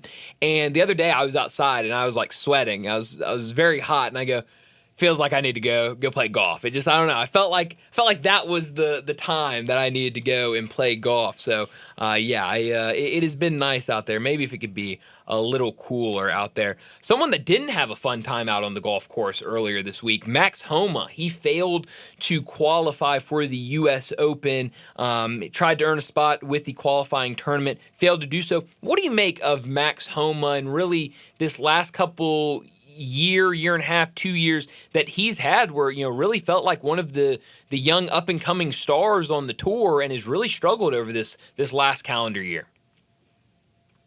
Yeah, I think it's always interesting, with these guys when you kind of get these stretches with them a little bit. Obviously I think Max has had, he and his wife have had a baby, over the span of the last couple of years. I think, we've talked about it with multiple players, a Justin Thomas, a Jordan Spieth, Max Homa now, and some others where, they're in that phase in life where now they're having to kind of reposition how their time is spent. And at the end of the day, mainly, well, I'm sure with Max and all of them, I mean, financially, they're probably somewhat set. So it provides them some freedom to, maybe take a step back and not focus on things as much and not be as sharp with their game. And, now it's just a matter of how do they figure out a way to kind of rebalance life out a little bit. And, you see now that like Justin Thomas seems to be maybe figuring things out a little bit, finally being able to get a win and been a little bit more competitive on a consistent basis lately. So, I think that there's always challenges in life where, as you're, kind of transitioning through big things, big life things that really you got to just figure out how you manage your way through them and then how you can have the ability to continue to be successful professionally on the back end of it. Yeah, I think that's a really great way to break it down and answers a lot of questions because I remember, can't remember how long ago it was, but when Jordan Spieth was on top of the world, I mean, this dude was winning tournament after tournament. I mean, he was all over the place, and now it just seems that he's fallen off the face of the planet, but like you broke down in such a well way, I think that really answers a lot of questions. But speaking about people who have qualified for the U.S. Open, I think one of the biggest breakout stories right now is this 17-year-old Mason Howell, who was qualified for the U.S. Open. Have you heard anything about him? Do you know anything about him? Like, what do you make of this Mason Howell 17-year-old kid? Well, I think that all the opens provide this type of an opportunity for people, right? Because AMs can go out and qualify, and you got to go through all your stages and things along those lines. It opens up opportunity, just like the PGA Championship opens up opportunity for PGA professionals to be able to play in it. As they have their own national professional championship and play with the big boys, out on tour for 1 week out of the year. So don't know a lot about him, but again, there's all types of stories. You'll get it again when we go to the Open Championship, next month in July, and at Royal Portrush to kind of see the other side of the coin there too, and so. It, again, always provides great opportunities, especially from an amateur perspective. Similar also to when the invites go out for, Augusta, and Augusta's always very, very supportive of amateur golf, and you've got the opportunity. They even have obviously the low am, at Augusta to be able to sit in Butler Cabin during the jacket presentation. So, just probably one of the biggest opportunities, the Open Championship and the U.S. Open for amateur golfers to really kind of be on a bigger stage and potentially really make a name for themselves. Mm-hmm. Talking to John Goen, he joins us every Wednesday to talk golf and make our weekly golf picks. Last week, Brett brought up the idea of maybe Rory McIlroy skipping Memphis this year later when the tour comes to town for the FedEx St. Jude Championship. Jonah Dillon over at the Commercial Appeal, he wrote a story yesterday titled, "Will Rory McIlroy play the 2025 St. Jude Championship? Why he might skip FedEx Cup event." In that story, he talks about a quote that Rory McIlroy had in the Telegraph last year in November that said, quote, "I'll probably not play the first playoff event in Memphis. I mean, I finished basically dead last there last year and only moved down one spot in the playoff standings," end of quote. Jonah Dillon also pointed out with the PGA going away from the stroke advantage for the Tour Championship, that could be a reason why he could skip out again. And then the fact that he skipped a signature event last week at the Memorial and is going to be playing this weekend at the Canadian Open. What does this mean? I know we talked about it a little bit last week, but if a guy like Rory McIlroy, one of the top golfers in the world when it comes to points, when it comes to talent, if he can skip out on our event here in Memphis, feels like others could take advantage of that with some of the changes in the PGA. Where are you at right now with Rory come August when the tournament is here, and kind of what this could mean for our tournament here? Well, from the get-go of the inception of the playoffs, the tour has had a challenge with players wanting to skip events. Mm-hmm. I think the first year Tiger might have skipped maybe the first event or the first two events, mm-hmm. and then showed up for the third one. So this has always been a challenge for the tour from that perspective, just because obviously you can't mandate players playing. You would think it come this time of year, though, to miss a playoff event, would be rather detrimental to your chances of being able to win the FedEx Cup. As far as, stories and things along those lines, I'll share this, and I don't remember the exact year, but I distinctly recall there was a point in time where it was going to be an absolute given that Tiger Woods was coming to Memphis. Mm-hmm. There were people in the locker room down at the Players' Championship and that overheard Tiger and Joe, his last name skips my mind right now, LaCava, his caddy, mm-hmm. Joe made the comment that he really felt like the Southwind set up extremely well for Tiger to do well. And it was as close as I have ever heard in the time that I was there that Tiger was going to definitely come to Memphis. And I think he went out and wound up winning the Players that year, and everything plan-wise kind of blew up after that. Yeah. So, you can take stories written as much as you want, with regard and speculation as much as you want.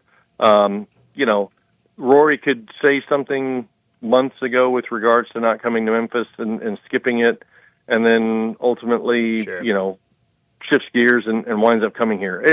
It's always hard. I shared, I think, last week or a couple weeks ago. I still remember the times that Rory came to town when I was at Southwind, and completely hung out at the golf course in the clubhouse until late in the evening, having dinner, staying out there with his parents, and hanging out amongst the members. Although it's divided, but hanging out on the back patio and enjoying his time. So,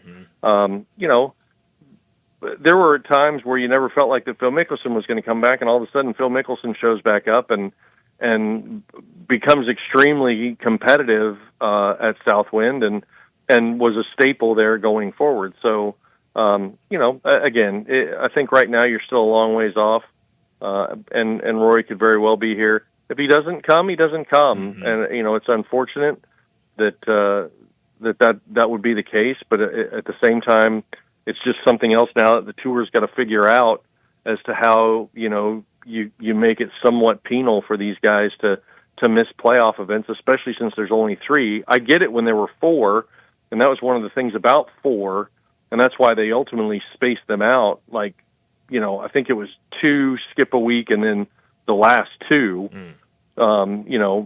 From that perspective, just because guys didn't want to play 4 weeks in a row and stuff like that. Well, it's late enough now in the calendar year. You're well past the majors by that point. The playoffs should mean something, and the best players in the world should want to play in the playoffs. And you still have the ability to skip out on it because of how the rules are set up from the tour's perspective. Yeah. Speaking of Rory McIlroy, he had some comments earlier today getting ready for the Canadian Open, was asked about not speaking to the media a couple weeks ago, and just kind of said that he didn't want to talk about it after he didn't want to speak to the media after the news about his driver came out. He was really upset about that. Kind of broke down a day by day of why he did not want to speak to the media. It feels like on the PGA Tour, really the probably biggest sports league in America that does not require its athletes to speak to media. But it feels like every time someone doesn't speak to media, it becomes a big story. Obviously with Rory, it's one of those that feels like if he's playing well, he's going to speak to the media. If he's not playing well, at times he avoids the media. But where do you think Rory McIlroy is at right now, kind of mentally, physically, after skipping last week, not having his best outing the week before, going into the Canadian Open? Well, it's obviously becoming a bit of a pattern now with Rory. When there is either a little bit of controversy or, he kind of doesn't perform well coming down the stretch, a la the U.S. Open last year, he peels out. He doesn't want to have a conversation, and then ultimately figures out a way he's got to backpedal into something and then have some sort of availability to, kind of walk through what his thought process was during that time. I don't know who ultimately leaked or whatever, his driver situation. It really shouldn't be that big of a deal at the end of the day. Let's face it, the way that drivers are tested, the way that they're manufactured, there are probably hundreds of thousands of amateurs that play, amateur golf at their local country clubs or down at Timber Trust or whatever, that are more than likely playing a non-conforming driver But we just don't have the ability or care at the end of the day to test them. It definitely can happen. I mean, you can hit a driver a certain way and, it outperforms something, whether it's shaft, whether it's head, whatever, from that vantage point. Look, it would be, I guess, different if people were ultimately accusing Rory of cheating, but I realistically think at the end of the day, I mean, TaylorMade probably tested it. It might have been close. It might not have been close. Or they may, I think that they generally tend to want to dial that in so that they don't run into these types of issues for the players, because obviously in this situation it's embarrassing for Rory from that perspective. So, but it's something that has happened. It's, these guys are randomly tested, on a weekly basis for, how hot the ball comes off the face of the golf club. And maybe somebody feels, too, at the end of the day, that Rory has been hitting it maybe a lot further than he has in the past, and they're like, look, I mean, I want you to take a look at it or whatever. So, there's more than likely some self-policing. I don't really think at the end of the day it's a big deal. Again, it happens all the time where clubs are tested by the tour, and on a pass-fail basis, it probably really caught him off guard. And when it does catch a player like that off guard and they've got to go to a backup, again, I think I mentioned, like when Bryson DeChambeau before the final round at the U.S. Open last year, kind of cracked the face on his gamer. The backup's there, but it's not anything that you work with on a consistent basis. Mm-hmm.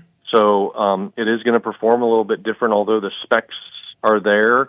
The shaft specs are pretty much the exact same. But there's just something about it that you don't have a lot of confidence in it as you got to pull it out of the bag to go perform with it, especially when it catches you off guard. So I don't really maybe take a lot of thought with his performance. He's had some time now to kind of work with TaylorMade and some folks, or even work with his backup driver to kind of get comfortable with it, and probably has a decent chance of performing better this week, in an event that, he's just trying to get ready for the U.S. Open at the end of the day. Yeah, we'll see how he does this weekend. This has been an event where he's had a lot of success. Speaking of this event, the RBC Canadian Open, we got to make our picks for it. Brett, he is out today. He'll start our picks. I have his picks. So without further ado, Brett is going to go with Rory McIlroy this weekend. After all that talk we just had about Rory, Brett is going to take him with his first pick. John, you are next. Okay. Well,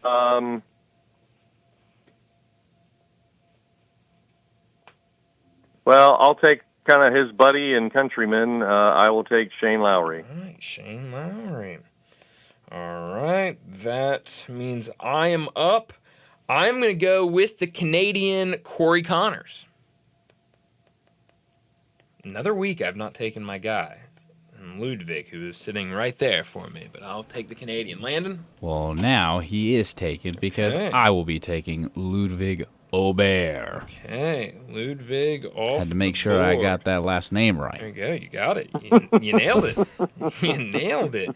Back to the top. Brett is going to take Sam Burns with his second pick. That means, John, you're up. All right.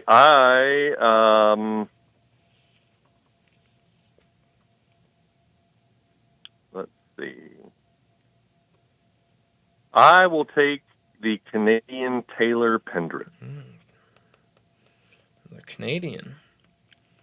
All right, that means I'm up. I will go with Mark Hubbard. Who? Mark Hubbard. He's been playing well there, John. That's what I've heard, at least. I don't. Right. Right. From a friend of a friend. I haven't seen it. Well, I don't want to divulge my sources by any means, but we all know. Well, believe what you want. Landon, your final pick. Well, I suppose that leaves me with the good old Robert McIntyre. Old Bobby Mack.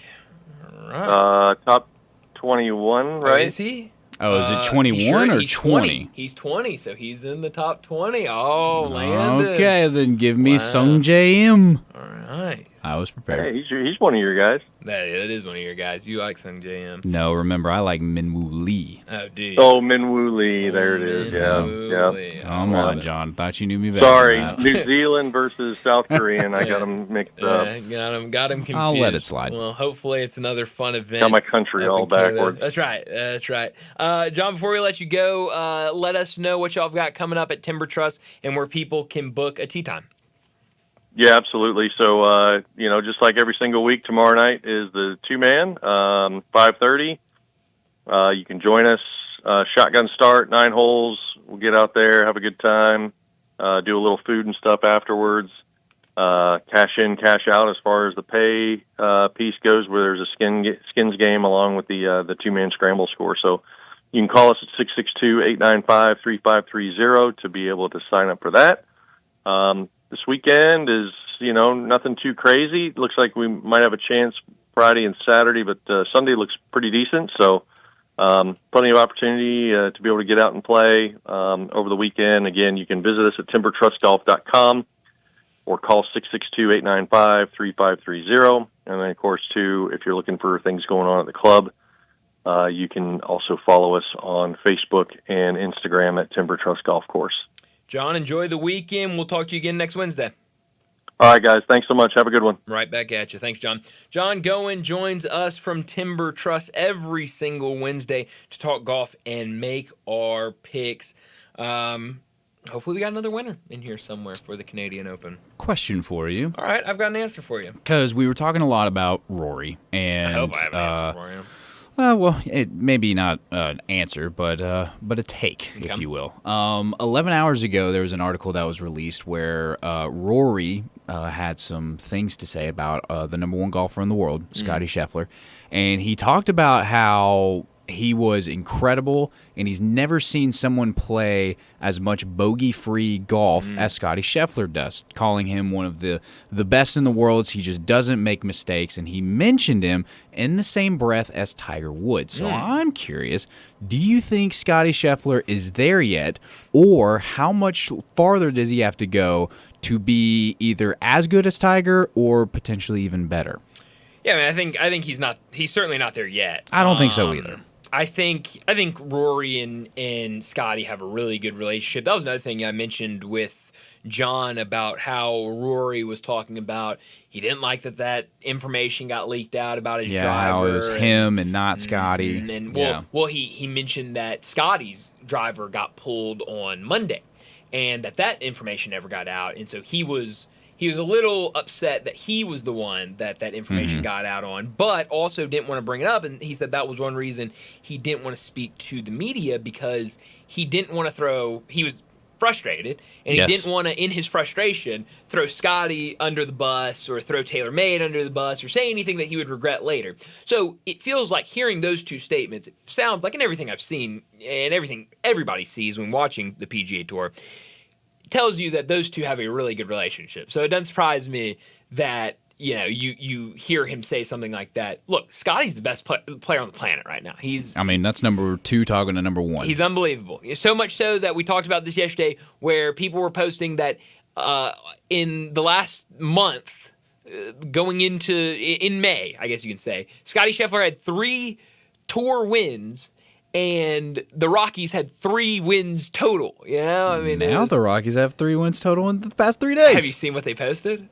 The Rockies? Oh, no, I haven't seen that yet. They yet. posted on Twitter after the game, since June 2nd, Scottie Scheffler 0 wins, Colorado Rockies 3 wins. So it's a fact. They're having fun with it. But, yeah, he's a fantastic golfer.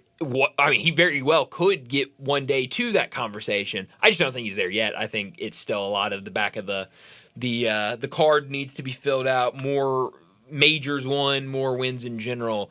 But I think, nice thing to say for your buddy if you're Rory McIlroy. But we'll see how everything plays out this weekend at the RBC Canadian Open. Got to get to a break. Before we do that, let me remind you about our friends over at Frontier Western Store. Make sure you get down there.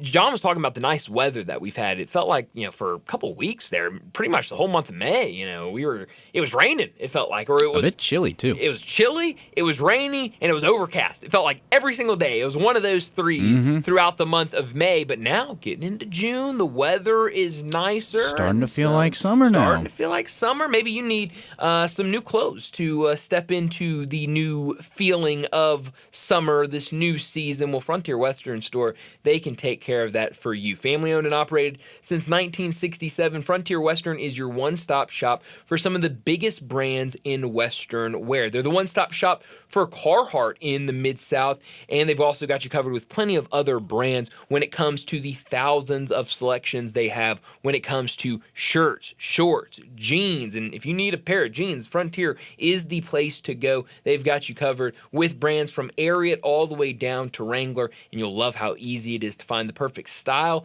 and size for you.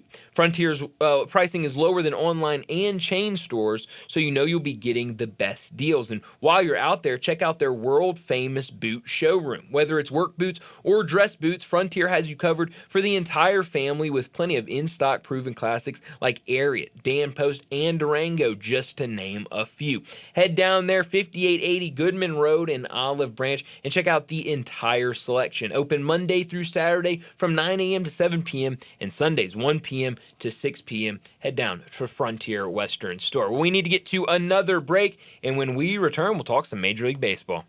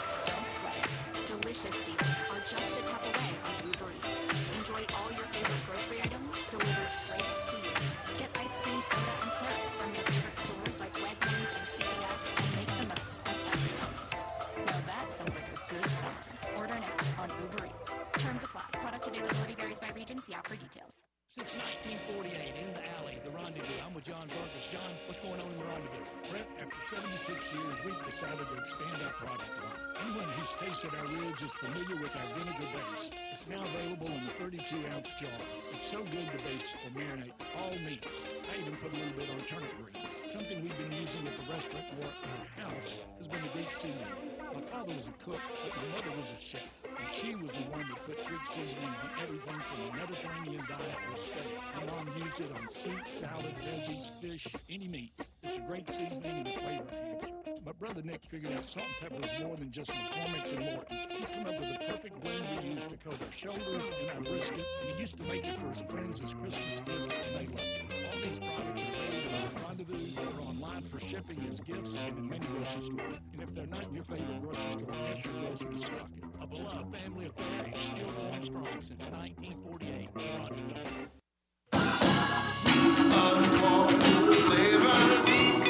Corky's barbecue. Cooking it up. Down home way. Hickory smoke flavor like a good old day.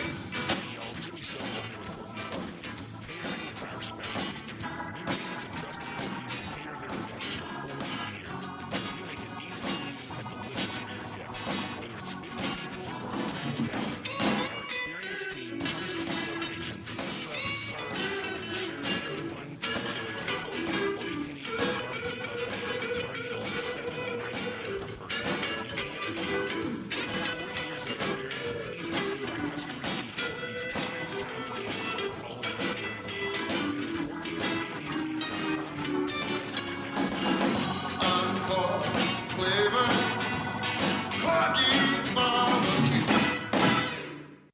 traffic report brought to you by Triangle Meat Company, feeding Memphis since 1967. Open 8 to 5, Monday through Friday, 4790 Summer Avenue. Trust Triangle Meat Company.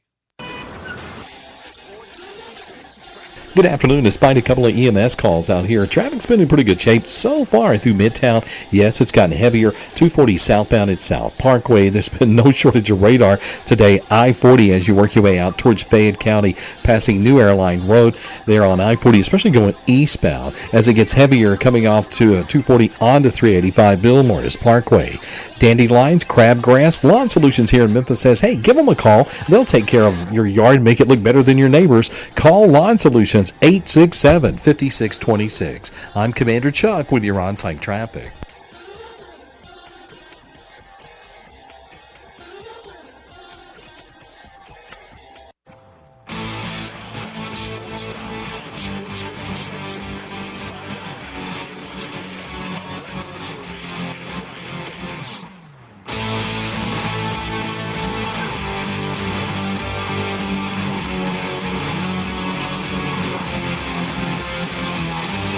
Welcome back into Sports Time. Bryant and Landon with you. We got to talk some Major League Baseball. A lot of action last night and today. A handful of games kicking off earlier this morning. First game at 11. It's a game we already talked about with the Rockies getting a 3-2 win over the Marlins. That is now 3 straight wins for the Colorado Rockies. Makes them 12-50 on the season. I mentioned that I had some numbers for the Rockies that now I still want to bring up because I did this work, and I'm not just going to throw away my work. Fire off, bro. And not, take not be able to use it. So I'm going to use this like they have only won back-to-back games.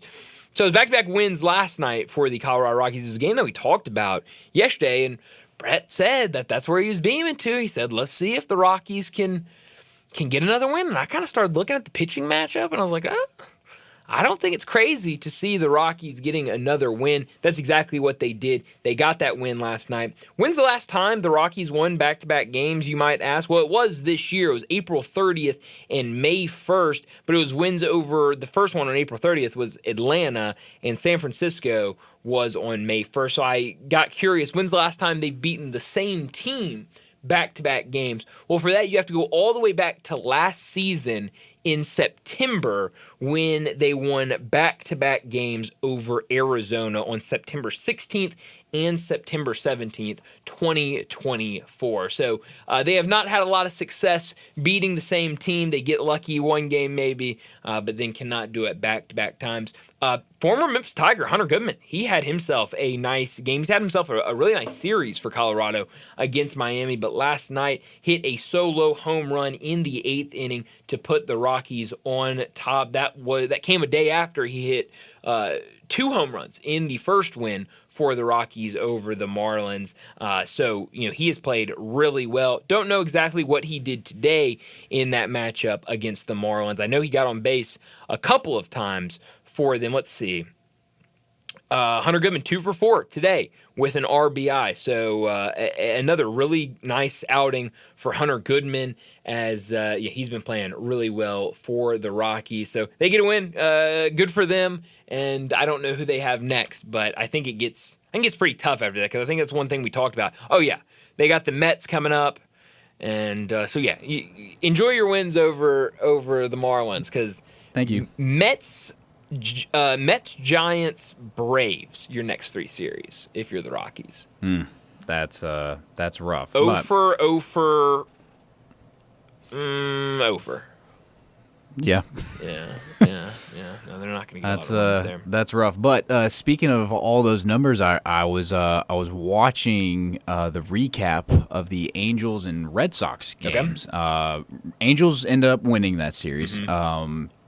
The Red Sox took the last game. I believe it was like 11-8 or something like that. That was today. That was earlier today. Yes. And it was crazy. They hit a walk-off home run to win the game. Yeah, so they squeaked by with a win in that series, but in 2 of those games, they lost by 1 run, and that puts Boston in maybe a category they don't like to be in. Okay. Because right now, they have the most one-lost games in MLB right now with 17.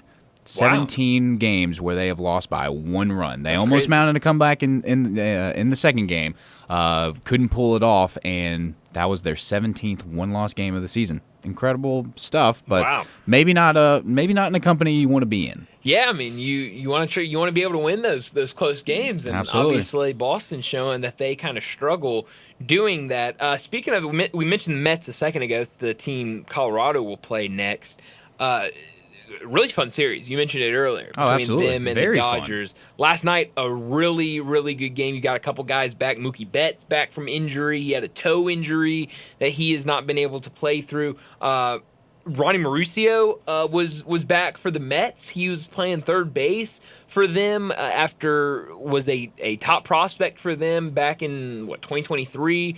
Tore his ACL and has been trying to rehab since then. He comes back. He was, I think, 0 for 4 in that game last night. But a really, really fun game. You had the Dodgers jump out to an early lead. Mets come back. You had Soto with now 5 straight games with an extra base hit. Playing. Yeah, so maybe New York fans can calm down a little bit.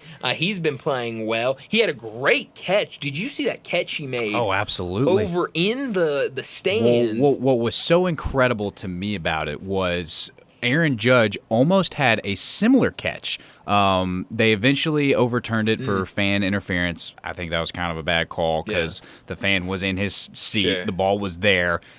Come on now. Sure. But it was the same location, same spot. Oh, Juan wow. Soto goes, and there's a big open space in LA Dodger Stadium. So he dives over, reckless abandon. The walls are cushioned, so I think he was fine. But with Aaron Judge, he was reaching in that same spot. Fan kind of hits it, bobbles it, and he has it in his glove, and then he fumbles with it and drops it down. Yeah. They review the play. They give him the out for fan interference. But I thought former, superstar teammates in Juan Soto and Aaron Judge, same spot.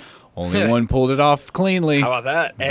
Go Soto. Juan Soto, not known to be a great defensive. He's not a fast player. guy. He's not but a great. but not a he's great got outfielder. he's kind of got a cannon of an arm, Yeah. and especially earlier in the season, I remember even Juan Soto himself said when I'm not performing in batting, which is the highlight of his game. I mean, I think we can all unanimously agree on that. He says that he wants to help the Mets win in any way he can, and so he had a stretch where he did have some great defensive plays where he would field a ball, use that rocket of an arm, and just fly it into the infield to get some out. So Juan Soto, I think, like Brett was saying, weather's starting to warm up a little bit. We're starting to get into the heat of what MLB is all about, and we're starting to truly see what teams are what they're truly made of, what they're going to be known for. And I think the Mets right now are coming into form because this series has been incredible. 2 games already, both of them having to go into extra innings, 1-run games. I mean, this is about as good of a series as you can get. You mentioned reckless. I meant to bring this up earlier when talking about the Colorado and Miami game. There was a play in that game earlier this morning where Cal Quantrill, the starting pitcher for the Miami Marlins, who used to play for the Colorado Rockies, he is on the mound. The Rockies are at bat, and I don't remember who was up to bat, but they hit a towering foul ball that looks like it's going to stay in play. Well, and Landon, I know you are just now this season trying to get into your baseball fandom. Oh, I'm all about it. But this is something that I feel like everybody knows, is when there is a ball, whether it's in play, whether it's in foul play, the pitcher just kind of stands there, and you let catcher, first base, third base, shortstop, you let someone else take it. Absolutely. You don't take it. Oh, yeah. Cal Quantrill runs this ball down in foul territory, slides, makes the catch, and didn't really collide, but it was right up against the dugout. And everyone's like, what a play, what an unbelievable play, Cal Quantrill. I'm on social media, I'm on Twitter, and people are calling, look at the athleticism. You don't see that type of athleticism from a Look at that pitcher. agility. Like, it was awesome. It was a cool play. But I'm sure every single coach on that coaching staff was going, what are you? What Never are do that you again. doing? That was cool. Great catch. Glad we got the out. never do that again. Yeah. If we just don't let us see you do that again, because that was felt a little reckless. Felt a little reckless for a pitcher to be doing that. But yeah, Mets and Dodgers, getting back to that, a really fun game last night. You mentioned extra innings.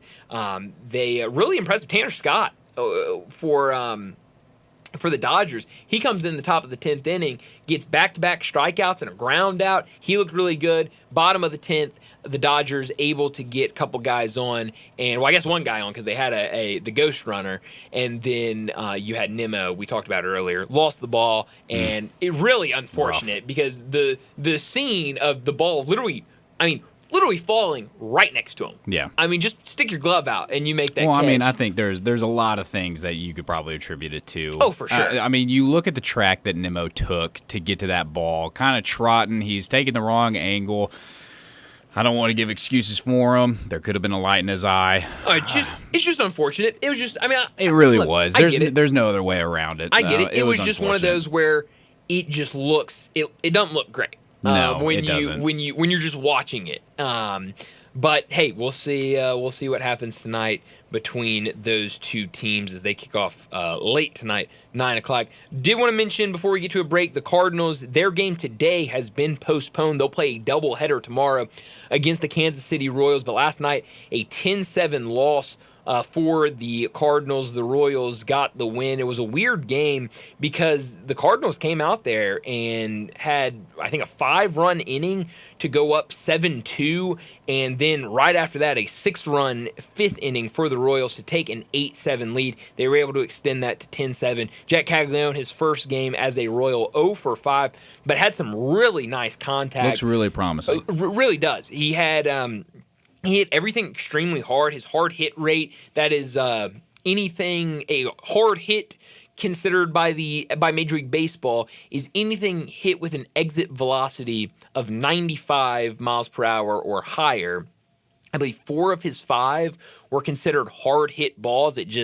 They were either hit to somebody, or I'll give the Cardinals a lot of credit. They made nice plays on defensively. Oh, they really did, yeah. To get those outs. And so, yeah, he looked really good in his first game despite being 0-for-5. I was really excited to see what he could do tonight in Game 2, but obviously that will be pushed back to tomorrow for the doubleheader. Last thing I wanted to get to, a lot of things I wanted to get to with Major League Baseball, but we do not have enough time for everything. One thing I did want to get to is the Pirates took a loss last night, a 3-0 loss to the Astros, but it was a game where Paul Skeens lost the game, but his ERA went down, now a 2.05 ERA for Paul Skeens. He goes out there, 8 innings pitched, gives up 1 run on 3 hits, 1 walk, and 8 strikeouts. The only problem is the Pirates scored 0 runs as a team, had 4 hits, and 2 of those hits were from Isaiah Kiner-Falefa.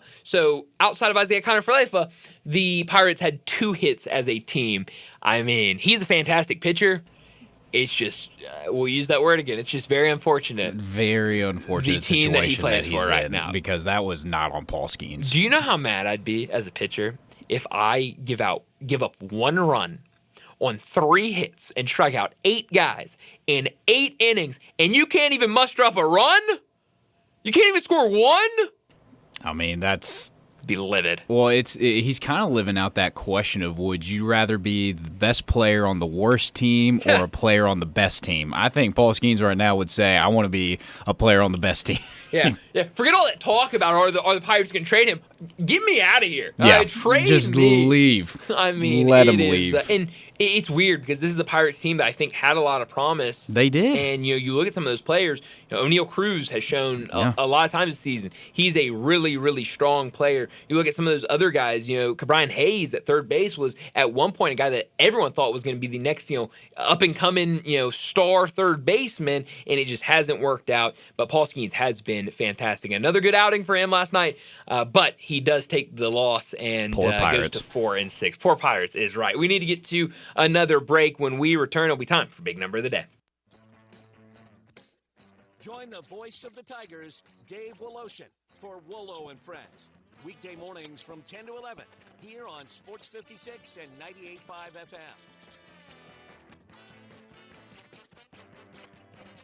Looking for sports in all the wrong places. Try the Owner's Box Sports Bar and Grill in Lakeland's Town Square. Fun, exciting, friendly, and comfortable. Wall-to-wall TVs, 24 taps for all your beers, including $3 domestic, $5 craft pints on Mondays, Monday through Friday, 3 to 6 happy hour. Music bingo Tuesdays, daily special. The Owner's Box Sports Bar and Grill, Lakeland's Town Square. Enjoy 70 channels and daily special weekend music at the Owner's Box.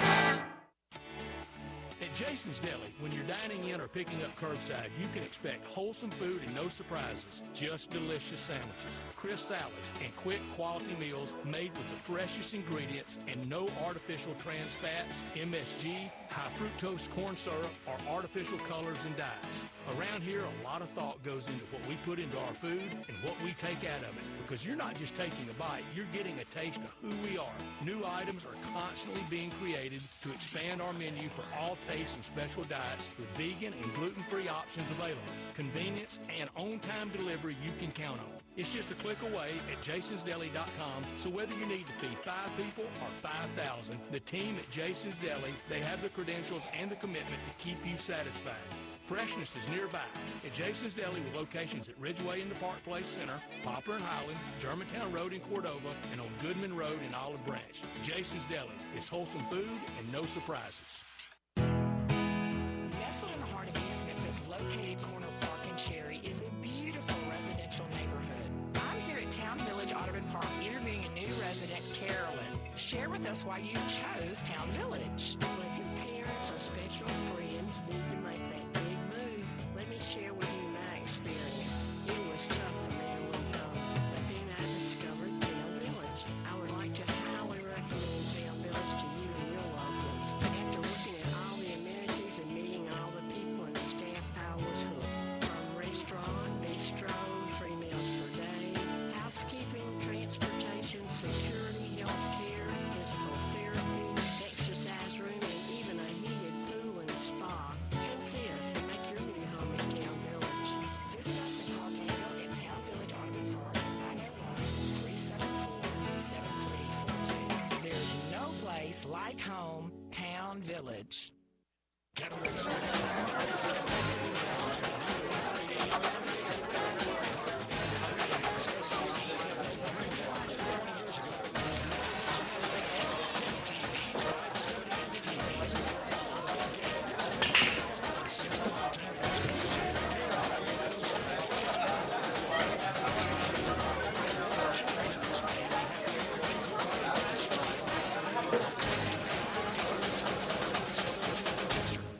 Take your basketball skills to the next level at Shoot 360 Memphis. Shoot 360 is a revolutionary basketball training facility that provides cutting-edge technology with gamification and provides instant, objective feedback with hands-on, one-on-one expert coaching. And now, introducing Shoot 360 Cordova, a newly renovated 50,000 square foot facility with 2 NBA regulation-sized courts, 3 high school-sized courts, and 4 shooting bays with Shoot 360 technology. Memberships are now on a monthly basis. And yes, you can become a member at both locations. Whether you're an aspiring young talent, NBA player, or looking for a unique workout, all skill levels are welcome at Shoot 360 Memphis to learn proper shooting and passing techniques, improve fundamentals, and gain a competitive edge while having fun. Shoot 360 Memphis now in Cordova and Connerville. Call them today at 901-779-3176. That's 901-779-3176. The future of basketball training is here. Shoot 360 Memphis. Oh, tasty high note. Oh, hi, don't mind me. I'm practicing my new baritone sax. I just heard PayPal's paying for people's stuff every day for 100 days, and there's 10 million up for grabs. All you have to do is use PayPal checkout online. So there's never been a better time to buy a few things off the old wish list, like this leaf blower. PayPal can pay for your purchase. The Great PayPal Checkout. No purchase necessary ends July 18th. See official rules at paypal.com/thegreatpaypalcheckout/terms. Participating merchants only must use PayPal checkout online. Coverage of up to $100 and eligible purchases per card.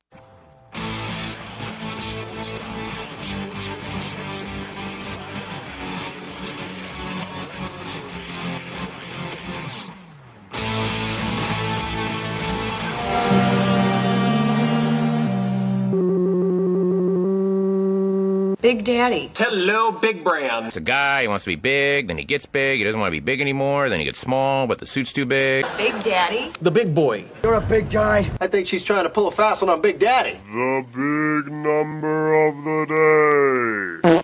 Well, and my big number today is the number 80. It is a NBA big number. It has to do with the OKC Thunder. Going into the NBA Finals, the Thunder have 80 wins on the season if you combine both regular season and postseason wins. They are one of just 15 teams in league history to win at least 80 games in a season. Obviously, that 80 mark, we know, whether they win the series or not, I feel pretty confident that they're going to win at least one game this series against the Pacers. So we know that will go up. And if it goes up, if they win this series, if they win 4 more games, they will become just the 4th team to reach the 84 win mark. The teams that have gotten to 84 or more wins would be OKC if they're able to join. But the teams that have already done it, the 1996-97 Chicago Bulls, the 1995-96 Chicago Bulls, and the 2015-2016 Golden State Warriors. So an elite group of teams that OKC has the opportunity to join if they can win 4 more games, and we'll see if they can get one tomorrow night against the Indiana Pacers. Absolutely. Great big number. My big number is going to be a shout-out to our good friend Darian Newsom. Okay. He pointed something out to me 2 days ago in MLB. Something historic occurred. Okay. All right. Every single road team won that night, and my big number is the number 10. Was that Monday? That was Monday. Okay. Yes. I was about That to was say, Monday. There's no way we had a full slate and every road team won. No, it's actually I looked this up. The odds of that happening are estimated to be about 1 in 32,768. Very specific. That's not my big number. My big number is 10. It's been 10 years since something like that has occurred, all the way back in 2015, where all road teams won in one night. So, Major League Baseball. In that night, that was the night that the Rockies had their surprising start to their 3-0 run. That was the night that the Mets, in 10 innings, took it over against the Dodgers. So, very interesting night, but also a very historical night with 10 years, which is crazy to think that in 2015, that was 10 years ago. Well, that is crazy. That something like that occurred. But That's wild. I feel like I watch a lot of baseball, and I did not catch that Monday night when it happened. Shout out Darian. He He figured that out. So Wow. give props to him. He noticed that. That's incredible. That's a really good big number. I had no idea, but you're right. I just went back and looked, and every single, you're right. Rockies, that's when they started their series against the Marlins. The Angels got a road win over the Red Sox. And then I think the rest of the night made a lot of sense. But those were certainly the two big upsets. Mets and Dodgers. Mets winning on the road against the Dodgers was very impressive feat. That was you could consider that an upset. I'm sure they were the underdog in that game. But Brewers over the Reds, not surprising. Tigers over the White Sox, not surprising. Padres over the Giants, good game, and it ended up becoming a good game, 1-0. And then Twins Athletics, I think you saw that coming. I saw a number. I don't know if I'll be able to find it now because I got away from it. Hopefully I saved it because I wanted to bring it up. I did not. But the way, because we had talked about a month ago of, hey, don't look now, but the Athletics, they're good. Like they're not great. They're probably not a playoff team. I think you were saying that. But they're good. No, Brett agreed with me. Don't just put that on me. Okay. Don't just put that on me. I think you were just more enthusiastic about it than I Brett was more enthusiastic because at the time they were playing great baseball. I mean, they were a fun team to watch. They were playing really well. And I saw something that like a month ago maybe they were one game out of leading their division, and now they've lost like 28 games since then or something like that. Like, it's something crazy. I'm not going to be able to find it now. Homeless but A's. they have really, really been struggling over this last month. So, they were got a home loss from them that definitely made you feel good. Well, we got to get to a break here in a second. Before we do that, let me remind you need a night out tonight or even into the weekend. The basketball action, the baseball action, college, major league. There's a lot to watch on television. Maybe you want the night out to go and do that. Well, head down to Bell Tavern, located at 117 Barbaro Alley. Bell Tavern is the perfect bar for a night out with friends or to catch a game. And it's not one of those loud, rowdy, obnoxious sports bars. It's one that you can enjoy a night out with your friends. Enjoy a night at Bell Tavern with their great cocktails and their quiet, dimly lit bar. And it's not just the drinks. Bell Tavern has the best bar food in Memphis. Get one of their gourmet burgers. Pair it with one of the coldest beers in the city for a perfect night out. For more information, go to belltavern.com. Give them a call, 901-249-6580. We got to wrap up this hour, get to a break. When we come back, we're talking NBA with Rob Fisher.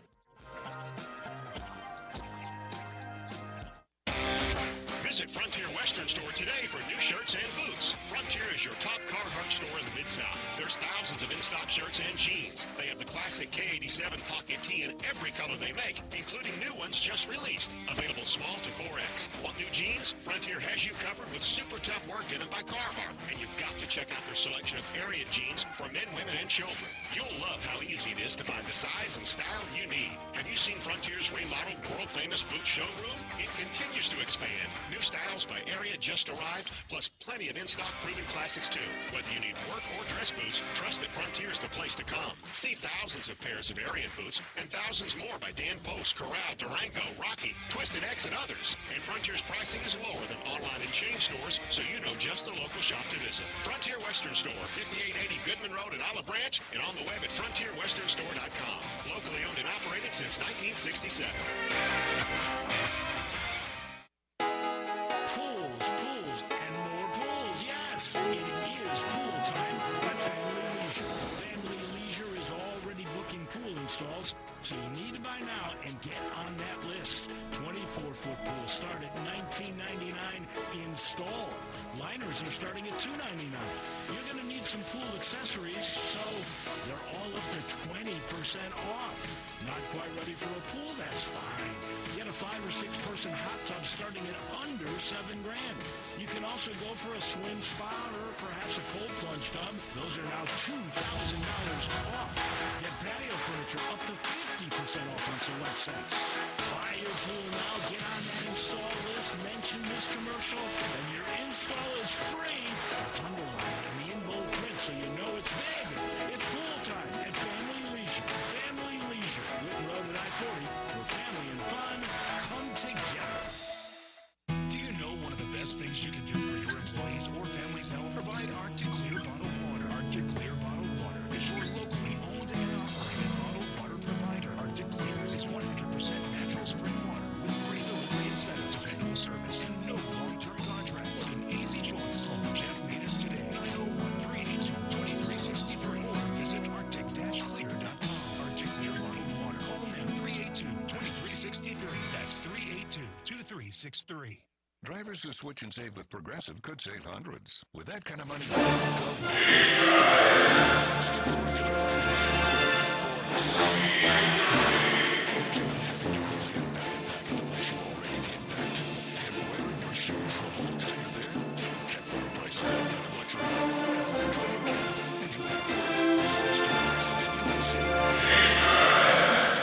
for speedy security.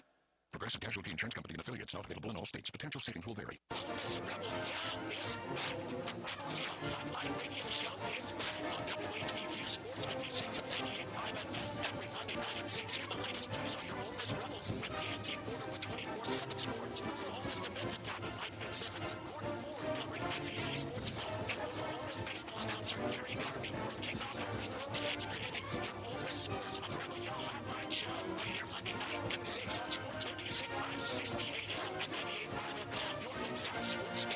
This traffic brought to you by Raleigh Tire Auto Service, your local family-owned business for over 60 years.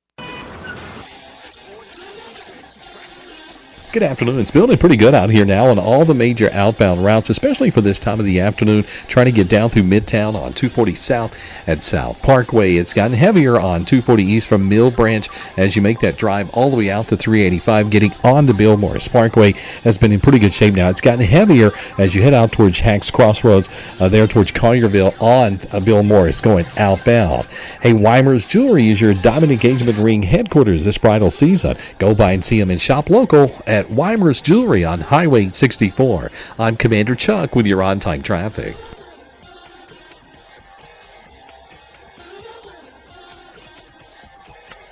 This is original sports station. We are Sports 56, WHBQ Memphis, and W253DF Memphis. Now, back to Sports Time on Sports 56 and 98.5 FM. This hour brought to you by Jack Weiler, once again. Say you stand by your man.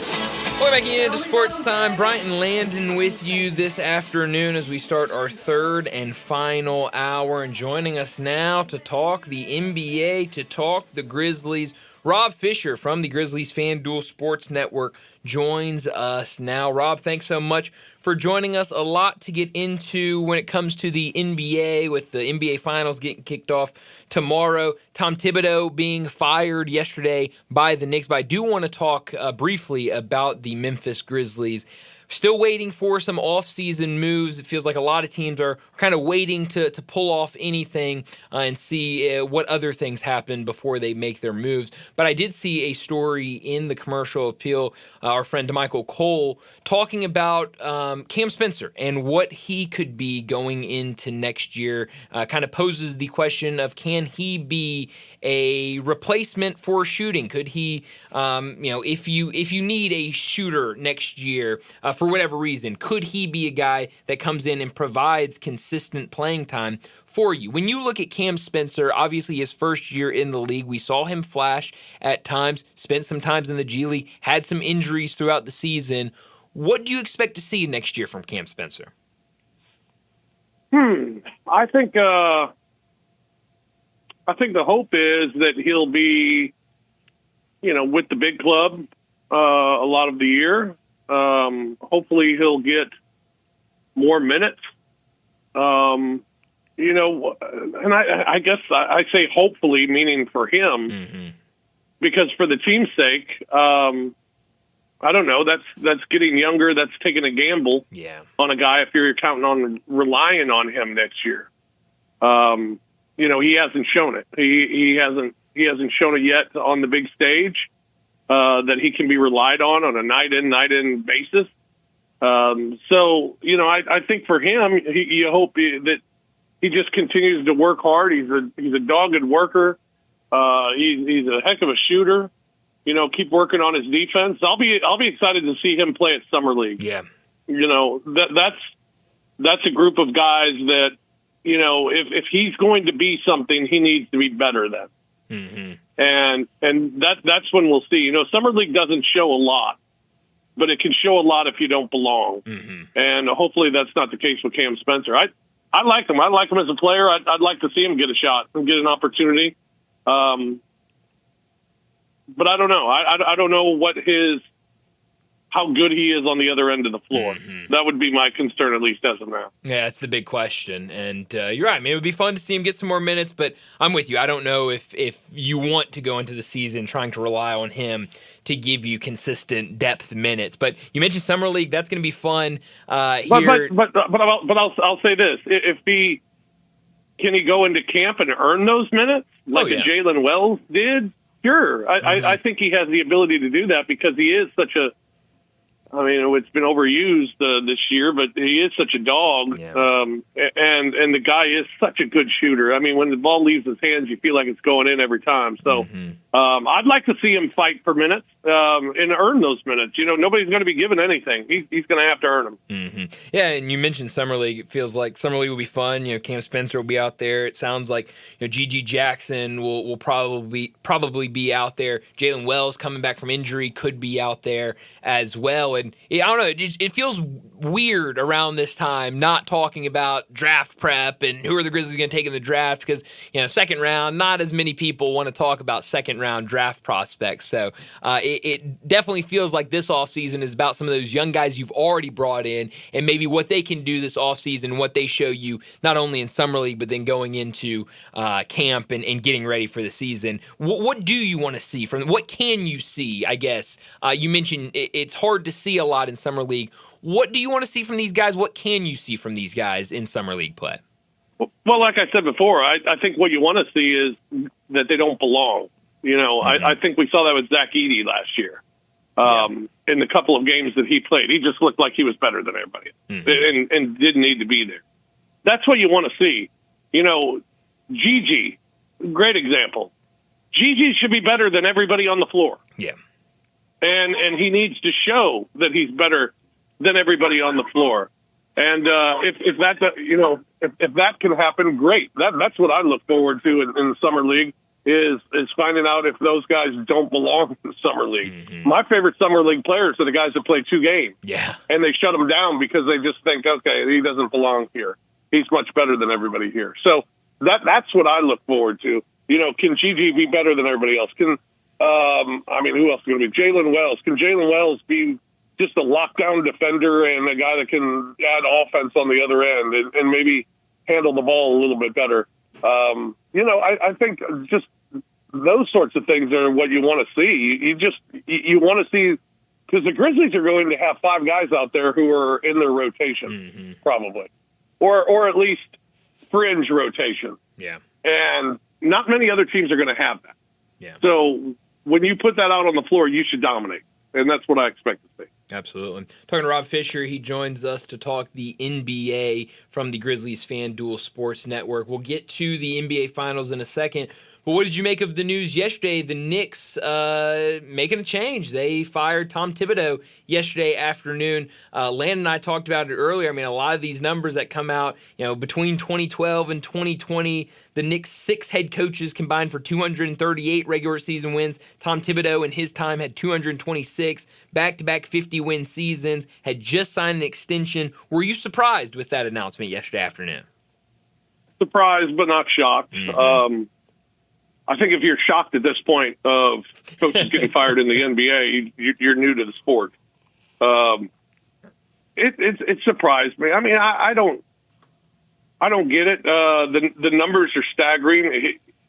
What you want to see in a team is steady improvement, and the Knicks did that all the way to the Eastern Conference Finals this season. They continue to take steps in the right direction. To say Tom Thibodeau is not the guy to take them to that next step, I think it's just absurd. And then you hear Taylor Jenkins' name being mentioned to replace him, and it's like, wait a second, that's why he got fired. Yeah, that's right. So why do you think he'd be the guy? And that's the thing. Of all the names that are going to be out there, unless Greg Popovich, Steve Kerr, or Eric Spoelstra are available for this job, who's the right guy to take them to the next level? I have no clue. I mean, it felt like the immediate one was Michael Malone, but kind of the more you think about it, the more you read about it, those two coaches are very similar in a lot of ways. Yeah. I mean, we talked about it earlier, Landon and I did. Two coaches that love playing their starters a ton of minutes, have both been criticized about how they don't use their bench. Their teams the last couple of years have kind of struggled on the defensive end. I mean, it feels like if you go with Michael Malone, it's kind of the same thing, but just a new guy. Absolutely. And then you look at the other name, Mike Brown. Well, what has he done to take a team to a title? I mentioned Taylor. No disrespect to any of these guys, but what are you looking for that Tom Thibodeau didn't give you? Yeah. And so it's surprising to me, but it doesn't shock me. I mean, what shocks me more than anything is that Billy Donovan's the 3rd longest tenured coach in the NBA right now. That's insane. That's absurd. I mean, what's he done? Nothing, but just he's steady Eddie and just keeping a job. I mean, he somehow, I guess, doing something right. But no, it will be interesting to see where the Knicks go from here. A lot has been said about Karl Anthony Towns and some of the guys on this Knicks team. Do you see them making any moves? I mean, they made two massive moves, earlier this season. One, way in the offseason. One, the day before the season started. Do you see them making any moves, or do you think head coach is the end of it? I don't know. I would think, at least as an outsider, I look at the Knicks and I think Tom Thibodeau or any other coach, I think they've kind of hit their ceiling. Mm-hmm. I think they maxed out. Yeah. I don't know if they can go any further. And you have a great starting five, and Tibbs would play 7, if that. So I think you need some additions. Yeah. And I like how everybody plays their role on the team. I like how they play defense. I just think maybe they need to add a couple pieces off the bench, because I think it was very evident they got worn out in that Indiana series. Mm-hmm. And if a team wants to run a team down and they're effective at doing it, like Indiana did to the Knicks, well, that's what's going to happen when you don't have enough guys. Yeah. So I think they need to add, but they don't have much to work with. They gave away all their draft picks for Bridges. Mm-hmm. They're up in the luxury, I believe, or close to it, if not. So I don't know. I don't know what they can do, but I don't think it's much needed. I just think so maybe that's beneficial to them, that it's not really much that they need to do, but just a tinker here and there, or just a couple of pieces here and there. But they need to be better than P.J. Tucker. They need to be better than Cam Payne. They need to be better than DeLon Wright. Mm-hmm.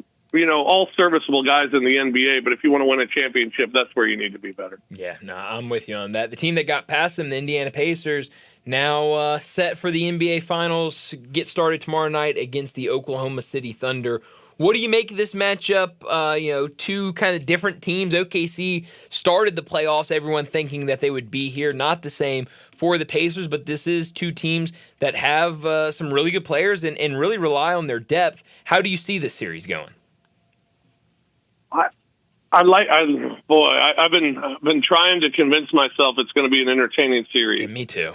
Yeah. I've been trying to convince myself that the Pacers are just one of those teams that, they're playing their best basketball right now and they can keep that momentum going. I want to believe those things. It's hard. But every time I look at what the Pacers are and what they are, what they're good at, Oklahoma's better. Mm-hmm. What are the Pacers? What are the top things that you think of when you think of the Pacers? Well, you think of their transition offense or transition defense. All right, well, Oklahoma City's the best in the league at that. You think of the defense that they play. All right, well, Oklahoma City's the best in the league at that. You think of the head of the snake and how good he is and how clutch he is. Well, Oklahoma City's got the MVP. Yeah. I mean, everything you think of that Indiana does well, I just feel like Oklahoma City does that and does it better. I think the only hope for Indiana is to keep games close. Mm-hmm. I mean, Oklahoma City's had one close game this postseason, and they blew it against Denver. Yeah. And it was horrendous coaching in the final minute of that game and poor execution in the final minute of that game. Now, they've only had a handful of games this year that have been that close, but they've only won a couple of them. Mm-hmm. So they do struggle in tight, late-game situations. But the thing is, they're never in those situations. It's crazy. Because they blow teams out so much. So if Indiana can keep it close, I'd like to see how Oklahoma City responds and what they're able to do in a game that comes down the stretch and it's needed for clutch shooting, clutch stops, fouling, things of that nature. So I'd be really interested to see what Oklahoma City does in that situation. I just don't know if it's going to get to that situation. Everything I want to believe and have been forced into believing in Indiana over the last couple of weeks, I just don't think it's enough against Oklahoma City. I don't. Yeah, I'm with you. I mean, I'm trying to make this a competitive series in my head, and I mean, Pacers, really every single series they've been in, they've been the underdog, and I've been able to pull through and win and advance, but I just keep going back to how good OKC's been. I've seen a lot of really good nuggets today and yesterday, some stats going into the NBA Finals. This was one I did not know. I had not realized this all season long. The Thunder went 29-1 against the Eastern Conference this year. Only one loss. 29-1. That's crazy. Unbelievable. I mean, that is insane. And so I see numbers like that, and I go, yeah, okay, well, OKC might make this look really easy against the Pacers. Yeah, I mean, I'm picking 5. Yeah. It wouldn't surprise me if it was 4, but Oklahoma City seems to come up with a clunker each series. So, I'll give Indiana a game. And I think Indiana is that good that I'll respect them enough to give them a game. But I just think I thought going into the playoffs, Oklahoma City was the best team in the NBA. I thought it all year, and I still think that today. So I'm sticking with Oklahoma City. I'll ask you this question. I was asking Landon earlier because I thought it was just here in like my friend group that I was seeing this with, and then I read somewhere earlier today someone else said the same thing. Do you find other people finding this OKC team unlikable? Well, I think they could find them unlikable for a couple of reasons. One, the foul calls on SGA. Sure. I think that frustrates people. And 2, their uniforms are ugly. Right? Yeah, I mean they're not great. And I personally think OKC has some of the worst alternate jerseys. Whenever they come out with a different alternate jersey, I think they're awful. They're terrible. And the color scheme's terrible. Yeah. And it's just it's a bad uniform. So that could be a reason to hate them too. I like that one. I hadn't thought about that one. The foul thing is kind of silly. I mean, to me, I think you got to give credit to SGA for his ability to draw foul. Absolutely. It takes me back to the Grizzlies series against OKC, and every time SGA would draw a foul, and Pete and Brevin would be like, "Oh, geez, here we go again." And then we'd show the replay, and they'd say, "Yeah, it was a foul." And it's just he has the ability. He has the ability, and it's an ability to draw foul. And I think people just need to get used to it. They got to figure out how to guard him without fouling, and it's a very difficult thing to do. I mean, I remember James Harden was the same way. That you couldn't guard James Harden without fouling. And it was impossible. And people got sick of Harden because of it. Yeah. Well, teams adjusted, players adjusted, and figured out how to guard him without fouling him all the time. And that's what you're going to have to do with SGA. Yeah. Yeah, he's really talented in drawing fouls, like you mentioned. Talking to Rob Fisher, he joins us on Wednesdays to talk the NBA. It sounds like more and more rumors out there about Kevin Durant being moved in the next couple of weeks. It sounds like Phoenix would like to get him traded before the NBA draft, maybe get a pick back in that trade for this year's draft. It sounds like the two teams that you're hearing the most about right now, Houston and San Antonio. Obviously, the Suns just made their head coach hiring earlier today, so maybe that is the first step in making this move happen. What do you think about those two fits for Kevin Durant, San Antonio and Houston? Both of them sound terrible for Grizzly fans because you'll see a lot of them.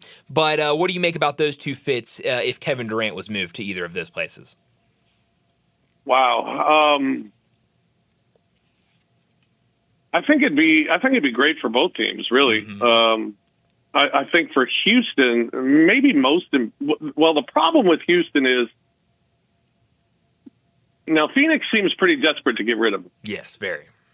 So maybe you don't have to give up a huge haul.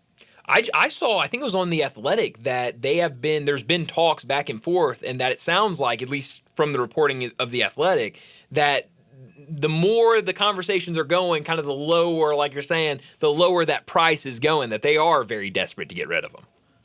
Well, I think that'd be good for Houston because I don't want to. You've built a really good team, a team that's on the rise, a team that you can look at and say you expect them to contend for the Western Conference for the next 5 years. I mean, just because of the young talent that they've put together. Adding a Kevin Durant, I think the one thing that does for them more than anything is add a veteran leader. Mm-hmm. And a guy that the young guys can look up to, and a guy who's won a championship. And just a guy who's got the experience as one of the greatest players to ever play. I think that would be the biggest asset for Houston. For San Antonio, it feels like they already got that sort of veteran presence in Chris Paul. Mm-hmm. I don't think it's too bad to add Kevin Durant. Having De'Aaron Fox and Wemby and the young guys that they have, I think it would be a really good mix for San Antonio. I think it's a better fit for Houston maybe, but I think it'd be a good mix for San Antonio for KD to be there. He, you got your backcourt game, your inside game, and then Kevin Durant, and maybe Wemby plays a little more near the basket than he has been, because he let teams off the hook a lot this year, including the Grizzlies a couple of times, where he'd step away from the basket and give you free reign at the basket when he's a guy that's 7'4". So with Durant, I think it spaces the floor really well, and would give them a really nice piece.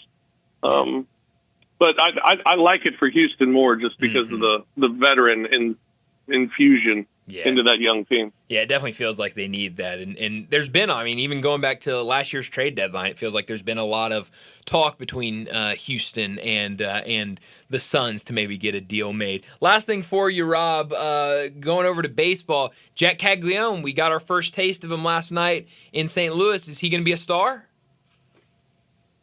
Boy, watching him in college, I sure thought so.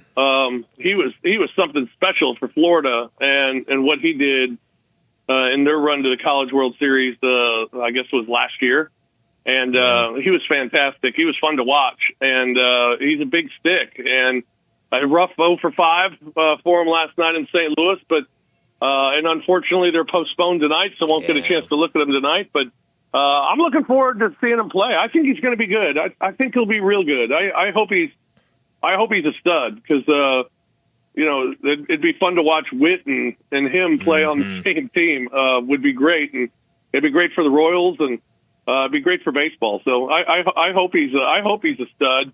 I think he's got all the tools to make him a stud. Let's just see if now that those things all translate into Major League Baseball. Yeah, Witt's a star. Witt's so much fun to watch. But it's too bad that he had to get called up when they're going up against the red-hot St. Louis Cardinals. Can't fault him for it. He's just going up against a great baseball team. So, but no, it will be fun. How long do you think this lasts, Rob? I mean, honestly, it's fun right now, but at some point it's got to fall off, right? Yes, I would think so. I mean, there are too many guys who you can't win with who are having great years. Mm-hmm. I mean, Ivan Herrera's not going to hit 400. Oh, man, I love the amount of times, Rob, I've been, mouse on the button to purchase a Ivan Herrera jersey just in the last week is dangerous. I mean, that can't keep up, right? No. And Brandon Donovan being top 3 in the league and hitting? No chance. I don't know.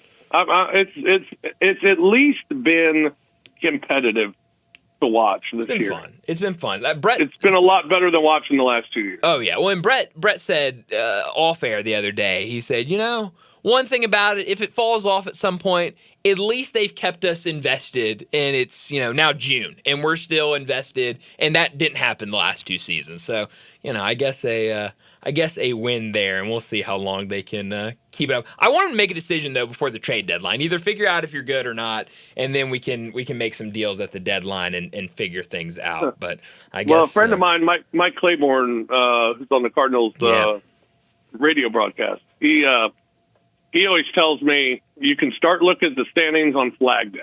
Yeah. He said that's the official start date of looking at standings. So we got a few weeks, couple of weeks here till Flag Day, So when Flag Day hits, we'll see where the Cardinals stand. See if they're still over 500. They better be by Flag Day. Yeah. They better still be over 500. The problem, here come the Brewers. That's right. Brewers about to pass them the way that they're playing right now. So got to keep them in the rear view and keep winning series. And that's been the biggest thing. They just keep winning series. Yeah. I'm sorry, Rob. I got to ask you another question. I feel like I keep holding you up. Who's going to win Stanley Cup Finals? I see it on the TV, and it made me. I got to ask you. You're a hockey expert. Yeah, that's right. This one's really hard. I said this on the odds couple the other day. Betting against the Florida Panthers feels like betting against Alabama football. Where when it's over, if you lose, you feel like an idiot. Mm-hmm. And the Panthers have been that good this postseason, that good for the last 3 seasons. And I know they're starting this series in Edmonton, but Florida started on the road in every series so far. Yeah. And they've been able to get to this point. So Florida seems like they're playing like the best team in hockey, but Edmonton's on quite a roll. I mean, to go 12-2 in their last 14 games in the playoffs and to be scoring at the clip they're scoring and to have that chip on their shoulder from last year and to try and get revenge on the Panthers this year and having home ice, I'm going to pick the Edmonton Oilers. Ooh. Mainly out of I'm rooting for them, but I like them for sure in Game 1. So I'm taking Edmonton tonight in Game 1, and love it. And I'll pick Edmonton for the series, but I think it'll be a long series. I'll say 7. Oh man, I hope we get 7. It feels like it's going to be a really fun series. The rematch from last year, that was a lot of fun. Yeah. So yeah, get started tonight. Should be a lot of fun. Rob, always fun getting you on and chatting a little bit of everything. It feels like we always start with NBA, but we never finish with NBA. It's always a blast. Thanks so much for joining us, and we'll do it again next week. Always a pleasure, man. We'll do it. Talk to you next week. Thanks. Yeah. Thanks, Rob. Rob Fisher joining us from the Grizzlies FanDuel Network. And go check out the Odds Couple as well, his podcast over with Grind City Media. Well, we need to get to a break. When we come back, we got to talk about what's trending. We got to make our picks. Landon, Stanley Cup final picks. We got to make them. I mean, he was saying all the thoughts, man. It's a tough one. See what I do? Hey, not my first lap around the track. You know, you get a hockey expert like Rob on before hockey picked. You got to ask him what he thinks. Absolutely, and it's going to be interesting. It's going to be a fun series. I'll tell you that much. I'm really excited for it. We'll talk about that. We'll make our picks, and we'll talk about what's trending. That's next on Sports Time.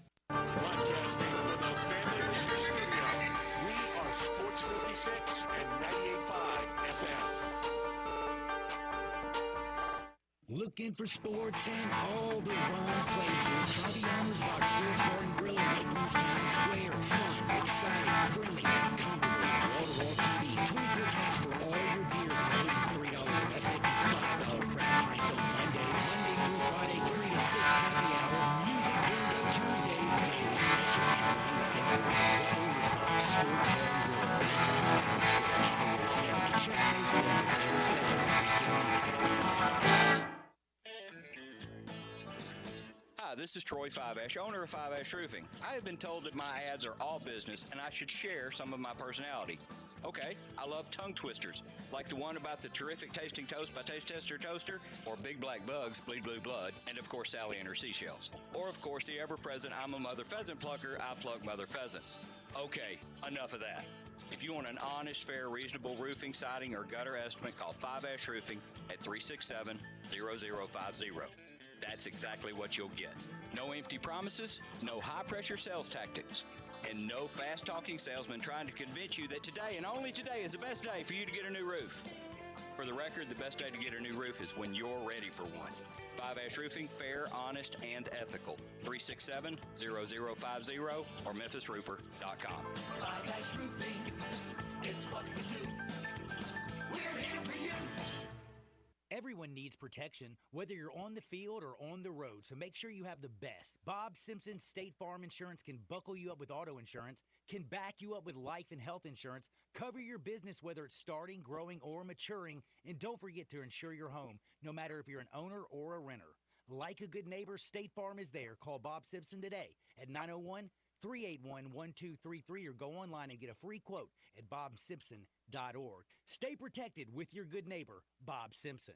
Hello, sports fans out there. Walker Taylor here with the Germantown and Collierville Commissary. We just celebrated our 43rd year in business, and I would like to thank our fantastic customers and especially our loyal staff. Time has flown by. We now have a second location, Poplar and Houston Levy in Collierville. Catering is a specialty of ours. 50 to 5,000, no job too small, no job too big. Full service or self-service. We also have a party room in Collierville that is great for rehearsal dinners, business meetings, you name it, we'd love to have you. Also, our barbecue party packs start at $8.75 a person. Barbecue, beans, slaw, bun sauce, including serving utensils. Especially great for tailgating with football season coming up. The commissary restaurants also believe in giving back to the community. Possibly you have been approached by somebody selling a barbecue 6-pack coupon for fundraising. Cheerleading groups, church groups, anything to help a worthy cause. Holidays are near. Smoked hams and smoked turkeys will be on the pit before you know it. Come see us at Germantown and Collierville Commissary. Also check us out at commissarybarbecue.com. This traffic report brought to you by Triangle Meat Company, feeding Memphis since 1967. Open 8 to 5, Monday through Friday, 4790 Summer Avenue. Trust Triangle Meat Company. Good afternoon. I'm looking at what looks to be a nasty wreck, 240 westbound, just past Sam Cooper before you get up to Walnut Grove. Again, that's 240 westbound, up against the wall there with the fire department. One car's turned sideways just before you get to Walnut Grove, as traffic's heavier on the eastbound side for sure. This time of the afternoon between Poplar and Walnut Grove on 240 going east. Hey, Weimer's Jewelry is your diamond engagement ring headquarters this bridal season. Go by and see David Weimers at Weimer's Jewelry, 7525 Highway 64. I'm Commander Chuck with your on-time traffic.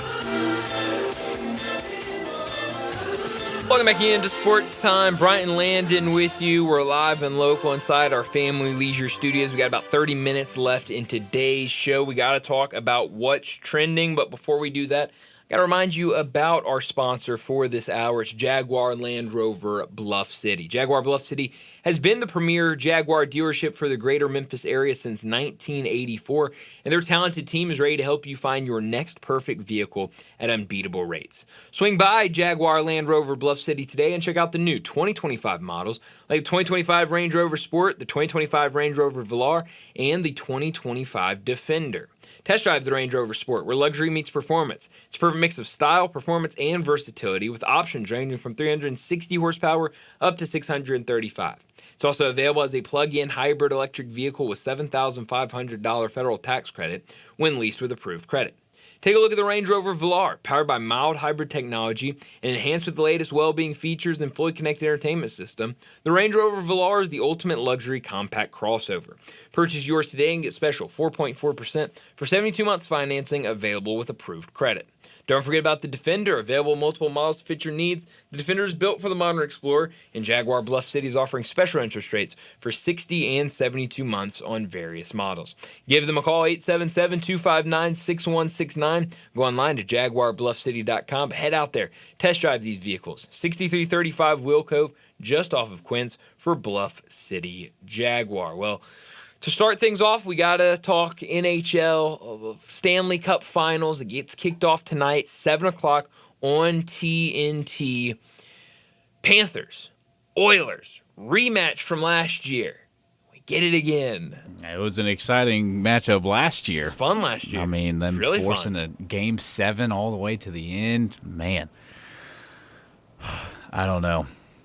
It's tough to make this kind of decision because you would a lot of hockey fans want to see Connor McDavid finally get that championship and have the Oilers win, but with everything that I've seen this postseason, this Stanley Cup playoffs, I mean, Florida just looks better than they did last year. I mean, they've taken strides. They look better on the road. They don't make mistakes. It's like any kind of thing you slip up on, Florida's going to attack it, and they're going to remain even keeled throughout the entire game, and they're just going to bring it to you throughout all three periods. So, man, I don't know. I could see it going the other way. I'll say this. I will take a page out of Hugh Freeze's book. I'm not naive to think that people in this area enjoy watching hockey. Like, I know that I'm very much alone when I come in here and am talking hockey and wearing my hockey sweaters. Like, I know it's not a popular sport. Give it a try. Like, give it a try for the Stanley Cup it's Finals. so exciting. And I tell people this all the time because, like, someone will be like, oh, I tried to watch last night, and this is like in October. Like, I tried to watch last night, and I don't know, I just couldn't get into it. I'm like, playoff hockey is a different beast. Like, it is a completely different game. It's a completely different sport. And especially this, I mean, where it is a rematch from last year. Edmonton wants it bad. I mean, you can see it. And, Florida's looking to go back-to-back. Who would have known? Who would have thought that we were talking about this powerhouse in South Florida that is dominating the National Hockey League? Like, it's crazy. The last team to go back-to-back and win Stanley Cup championships was Tampa Bay. That's right. The Tampa Bay Lightning in 2020, 2021. Yeah. So it's not a foreign thing for Floridians to be all about that hockey. It's weird to even say that. Well, let's not torture people any longer talking hockey. Your pick for the Stanley Cup Final.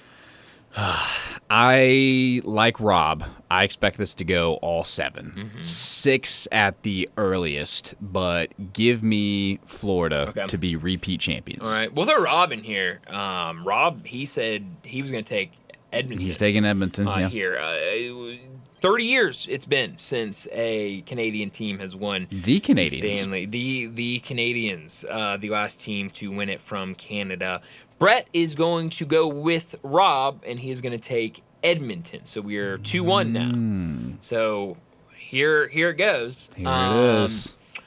I'm going to go... Man, it's tough. It's tough. I'm telling you. It's tough. Here's what I'll do. I'll go with Florida because I will be rooting for Edmonton. My brother is an Edmonton fan, so we'll be at the Dacus household. We will be rooting for Edmonton, and I don't want to jinx them by any means. So I will go with Florida. I do think Florida is a unbelievable team. They've shown year in, year out. They've got the scoring. They've been blowing out so many teams. So I'll go with Florida. I think even though they don't have home ice advantage, that they can still get it done, steal a game on the road, take care of business at home. Should be fun, though. Get started tonight at 7 o'clock. Couple things I wanted to talk about during What's Trending. Are you seeing this? And I guess the question is, do you take this as being serious, or do you take this as it's the offseason and Saquon Barkley is just talking? Saquon Barkley on a podcast, Green Light with Chris Long, that his retirement from the league could come out of nowhere. This is the quote from Saquon Barkley. Quote, I'll probably just wake up one day, whether it's next year or 2 years or 4 years, and just be like, yeah, it's over. I don't think I will ever lose that passion. The competitive nature is always going to be there, end of quote. Now people speculating that this could be the last year. This could be the last 2 years because he said, I guess the 4 years is, people are, that's getting lost. But because he said, I might wake up next year or 2 years or 4 years. Everyone's just taking the next year or 2 years and saying, this could be the last year of Saquon Barkley. I don't know. That's crazy, but you also think about, like, what is it that Saquon wants to accomplish in the NFL, or what is there to accomplish in the NFL? He has his Super Bowl, and even last season when he was in really high contention to set the single season rushing record. They released that clip where the offensive coordinator came over and was like, "Hey, we're gonna send the young guys in." He's like, "Let them eat, like let them go play." Team player, team first mindset. The whole out of nowhere angle, I don't think that happens really for anybody. Yeah. I think there's got to be a lot of factors that play into it. So if it's something where, because I truly do believe that he is a team first guy. He showed it in the way he plays. He shows it in how he gives his all for the Eagles. He's not afraid to put the team on his back. But I think if he feels confident that he's given everything he has or he's given all that he has to this game, and he feels that whatever team he's with is in a good enough spot to where they don't need him, then you could see a retirement. But the thing is I don't think that's anytime soon. And I don't think something like that's just going to pop up out of nowhere. This is definitely some off-season things, maybe just some banter going on. But I mean, he's on a podcast.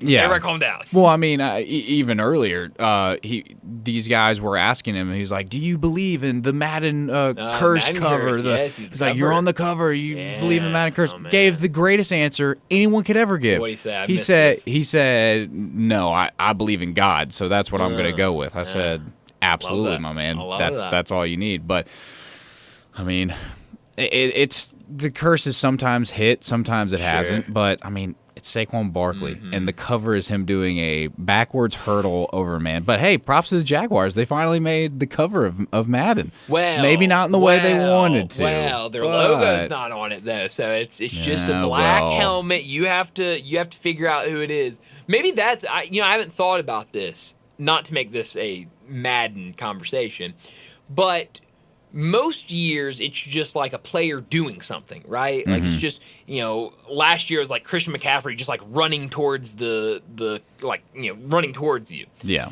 This is different because they just took, he did it. Like he went to Madden Studios and took this picture, but it's based on something that happened last year. So maybe the Madden curse reverses itself because this is something that already happened in terms of what the cover is now. You see what I'm saying? Yeah. I don't know. Just maybe something to ponder. Well, I mean, you think of, Madden 16 with OBJ's catch. That's true. Yeah. I guess I didn't think about it like that. Well, I mean, the longest streak of Madden covers was just a player. Yeah, exactly. And with, like, the splatter paint behind I was saying, like, them. most of them, it's just like a player there. Yeah. It's not me. There's only a couple where it's, like, based on a play that happened prior to the cover. So, I don't know. But I think we can unanimously agree.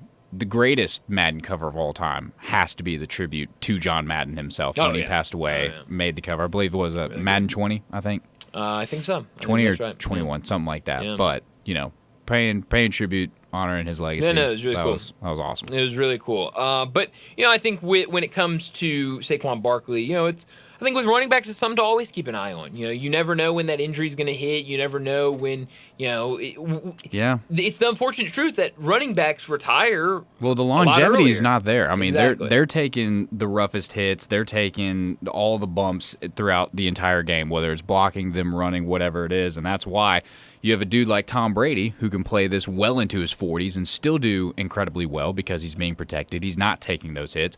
Whereas running backs average about 8 to 10 years. 10 years is a stretch for a running back in the league. So that's right.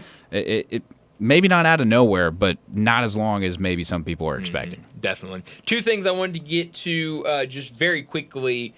Some notes around town. We'll start Ole Miss. They signed point guard Kezigifa earlier today. This is a guy that last year averaged 14.6 points per game. The year before, 16.2 points per game for High Point. Was committed to USC just last week, I believe. Committed to USC, but has now decommitted and signed with Ole Miss, a 4-star transfer, according to 247, a Paris, France native.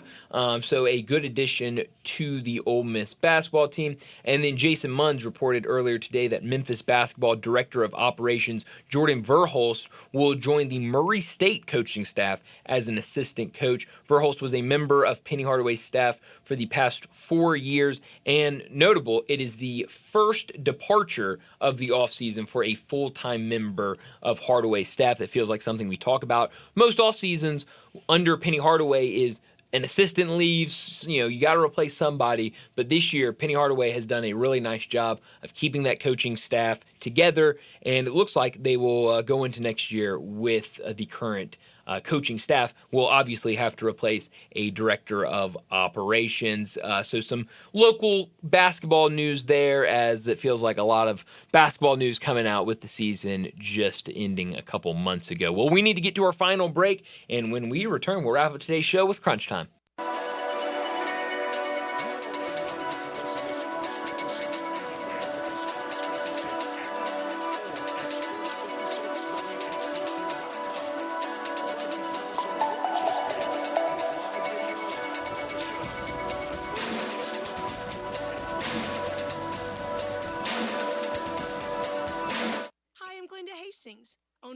Cafe, and I'm inviting you over for dinner.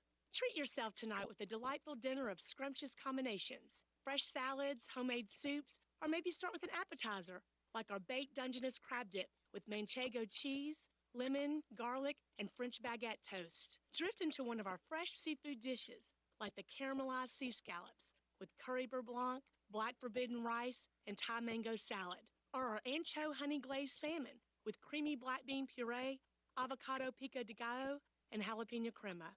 Maybe you're looking for something cozy and comforting, like our Duroc pork chop with apple brandy demi-glaze and blue cheese bacon mashed potatoes. We have something for everyone. Napa Cafe, open Wednesday through Saturday for dinner starting at 5 o'clock. For reservations, visit our website at napacafe.com. Come join us. I'd sure love to see you. Congratulations to Napa Cafe, celebrating 27 years of great food and service for you. Napa Cafe. I'm Ed Evans, CEO of Consumer Cellular. If you're over 50 and tired of your wireless bill getting higher and higher, there are 4 things to consider. 1, how much data are you really using? As we get older, we use less data on our wireless phone, but you're probably still paying for an unlimited plan that was designed for 20-somethings. 2, if you see "Get a phone on us," get your sneakers out and run the other way. No one is giving you a free phone. You are paying for that phone over time with an overpriced rate plan and a long-term commitment. 3, check the fine print on that $15 a month plan. It's probably an intro price that'll double or triple later. You might even have to pay for several months of service up front. Number 4, be aware of cable company wireless plans. Most of your usage will be on Wi-Fi instead of 5G, and your calls and battery life could suffer. Switch to Consumer Cellular and get the same fast, reliable nationwide service without the big wireless bill. Our plans start at just $20 a month. Call 1-888-FREEDOM or visit consumercellular.com/facts. Plans include $5 credit for auto pay and e-billing. See site for additional facts. Barbecue season is back. Hey, it's Owen And this is Sarah Beth. And a little thing we love about the Chick-fil-A Smokehouse Barbecue Bacon Sandwich is that zesty barbecue sauce. I love that it was a little sweet, a little tangy, and with the mac and cheese. I feel like I tasted the brown sugar bacon first. It was the absolute best combination. Pro tip, 3 sandwiches are always better than 1. Order the Smokehouse Barbecue Bacon Sandwich and a Coca-Cola on the Chick-fil-A app for a limited time. Real guests paid for their testimonials. Do you know one of the best things you can do for your employees or family's health? Provide Arctic Clear bottled water. Arctic Clear bottled water is your locally owned and operated bottled water provider. Arctic Clear is 100% natural spring water with free delivery instead of dependable service and no long-term contracts. An easy choice. Call Jeff Metis today, 901-382-2363, or visit arctic-clear.com. Arctic Clear bottled water. Call now 382-2363. That's 382-2363. Is your wife asking you to stop eating junk food? We have it covered at Humdingers. It's quick, it's healthy, and most important, it tastes amazing. Many choices from salmon salad to rainbow trout and grilled asparagus. Come visit us for lunch at Humdingers, 6300 Poplar Avenue. So good, Coach Penny eats with us weekly. Don't forget, Humdingers offers full-service catering for weddings, social events, or your corporate lunches. You can call 901-260-8292 to find out more. Top Gun is the largest indoor range in the Mid-South, but size isn't their only difference. Top Gun has the best instructors with over 300 years combined experience and classes all the way from first shot to master marksmanship. Plus, Top Gun is affordable. Gold membership is just $48 a month. That's just $1.60 a day for a limited range time. Free gun rentals with purchase of ammo and members lounge access. Top Gun, 2770 Whitten Road and TopGunMemphis.com. Always shoot with the best. Top Gun Memphis.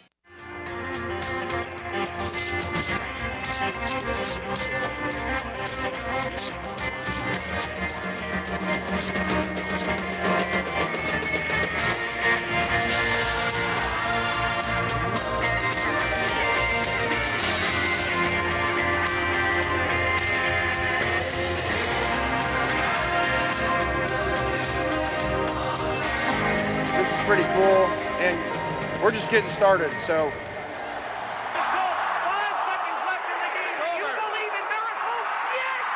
Spanning the globe. Go crazy, folks! Go crazy! This is for all the babies crunch time. You are looking live. In your life have you seen anything like that? Goodbye! Hello, Haskell. It's obviously crunch time. Hammer, nail, coffin, this baby is over. Well, Landon, what I learned today, Adam Silver said this morning on Breakfast Ball, a show on FS1 in the mornings, that next year's All-Star Game will be Team USA versus the world, some sort of format like that. He does not know yet what the exact format will look like, but it will have something to do with Team USA versus the world. And he kind of talked about how next year the All-Star Game will be on NBC. The first year will be on NBC with this new TV deal, and that the All-Star Game, All-Star Weekend, is right in the middle of the Winter Olympics. And so it will be an afternoon game rather than a primetime. So on that day, on the date of the All-Star Game, NBC will have Olympic event coverage throughout the day. Then it will stop. We will go to the NBA All-Star Game, and then after the NBA All-Star Game, they would go back to primetime Olympic coverage. So he said it just made a lot of sense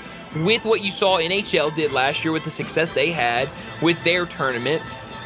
The fact that you're going to be on NBC in the middle of the Winter Olympics to find some way to do Team USA versus the world. Now, will that look like just a game of Team USA versus the world? Will it look like some sort of country tournament? I don't know. He doesn't know. He said they're going to take time to figure that out. But we will see a new All-Star Game format, and it will look something like USA versus the world. Nice. Well, happy hour today, we had a long conversation about the Breakfast Bowl because we had a long misunderstanding. I thought it was a breakfast bowl of meal, and he kept referring to, of course, other things. Of course. So that was really, really fun. What I learned today was head coach of Ohio State, Ryan Day, had some interesting comments about the college football playoffs. I'll just come right out and say I almost went with this as what I could have done without today. Instead, it's what I learned. He said in a quote, "We're in the Big Ten, and we have 18 teams. Already, that's a problem. You're the Big Ten. I feel like you should have 10 teams in your league. Maybe that's just me." He said, "We have 18 teams and some of the best programs in the country. I feel like we deserve at least 4 automatic qualifiers." Now, here's the thing. No. I like this new seeding, which should have been the way it should have been done from the get-go, is just automatic seeding. Wherever you're ranked at the end of the season, you're in the playoffs. So, like Brett likes to say, maybe just win. Win during the regular season. Yeah. Earn that spot. Earn your way in, and then you'll be in the playoffs. I don't think there's anything... There should be no automatic qualifiers. There should be no automatic, oh, you're in because you're in this conference. No. How about you prove yourself in the regular season, earn your spot, and then take it from there? Definitely. Well, what I could have done without, a sports bettor posted a video of himself heckling Olympic gold medalist Gabby Thomas at a recent track and field event and claimed that it made his parlay win.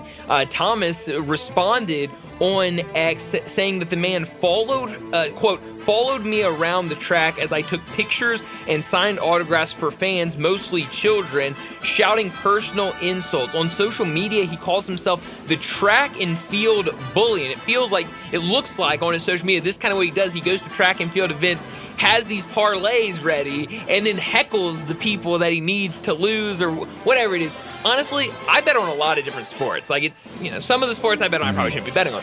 Never have I bet on track and field. Like, that seems like something crazy to bet on. But the fact that you're going out there and heckling, FanDuel said that they have banned this person from using their app, but still just very, very weird that that someone's doing that. Just very strange. Well, that's exactly what I could have done without, too. FanDuel condemned in the strongest terms abusive behavior towards athletes, and I think they should. They took the right stand here. Shouldn't be doing things like that, especially when you want to attribute it to the fact that that's why you won your parlay. Absolutely. Was for heckling. It's crazy. Quickly, where are you beaming tonight? Oh, no other place in the world to be. L.A. Let's go. Let's go watch the finale of this series. Mets versus Dodgers. Let's go Mets. Why did I doubt you were going anyplace else? Send me to game 1 of the NHL Stanley Cup Final. Should be a fun game tonight in Edmonton. But a little bit, not a ton, but, if you like baseball, there's a lot of baseball on tonight with Major League Baseball. Softball, their World Series gets started tonight. We also have NHL Stanley Cup Finals. Tomorrow night, we'll get the NBA Finals started. But that's all the time we have. Thank you so much for tuning in. Brett will be back tomorrow. Enjoy your night. We'll talk to you again tomorrow afternoon. One thing Bell Tavern can say with confidence is that you won't find a better selection of bourbon, whiskey, and scotch anywhere else in Memphis. Maybe anywhere. With signature cocktails like the 3 Whiskey Old Fashioned, the Barrel Aged Manhattan, and the Spicy Margarita, paired with the whiskey flights like the Tennessee Bourbon Flight and the Maker's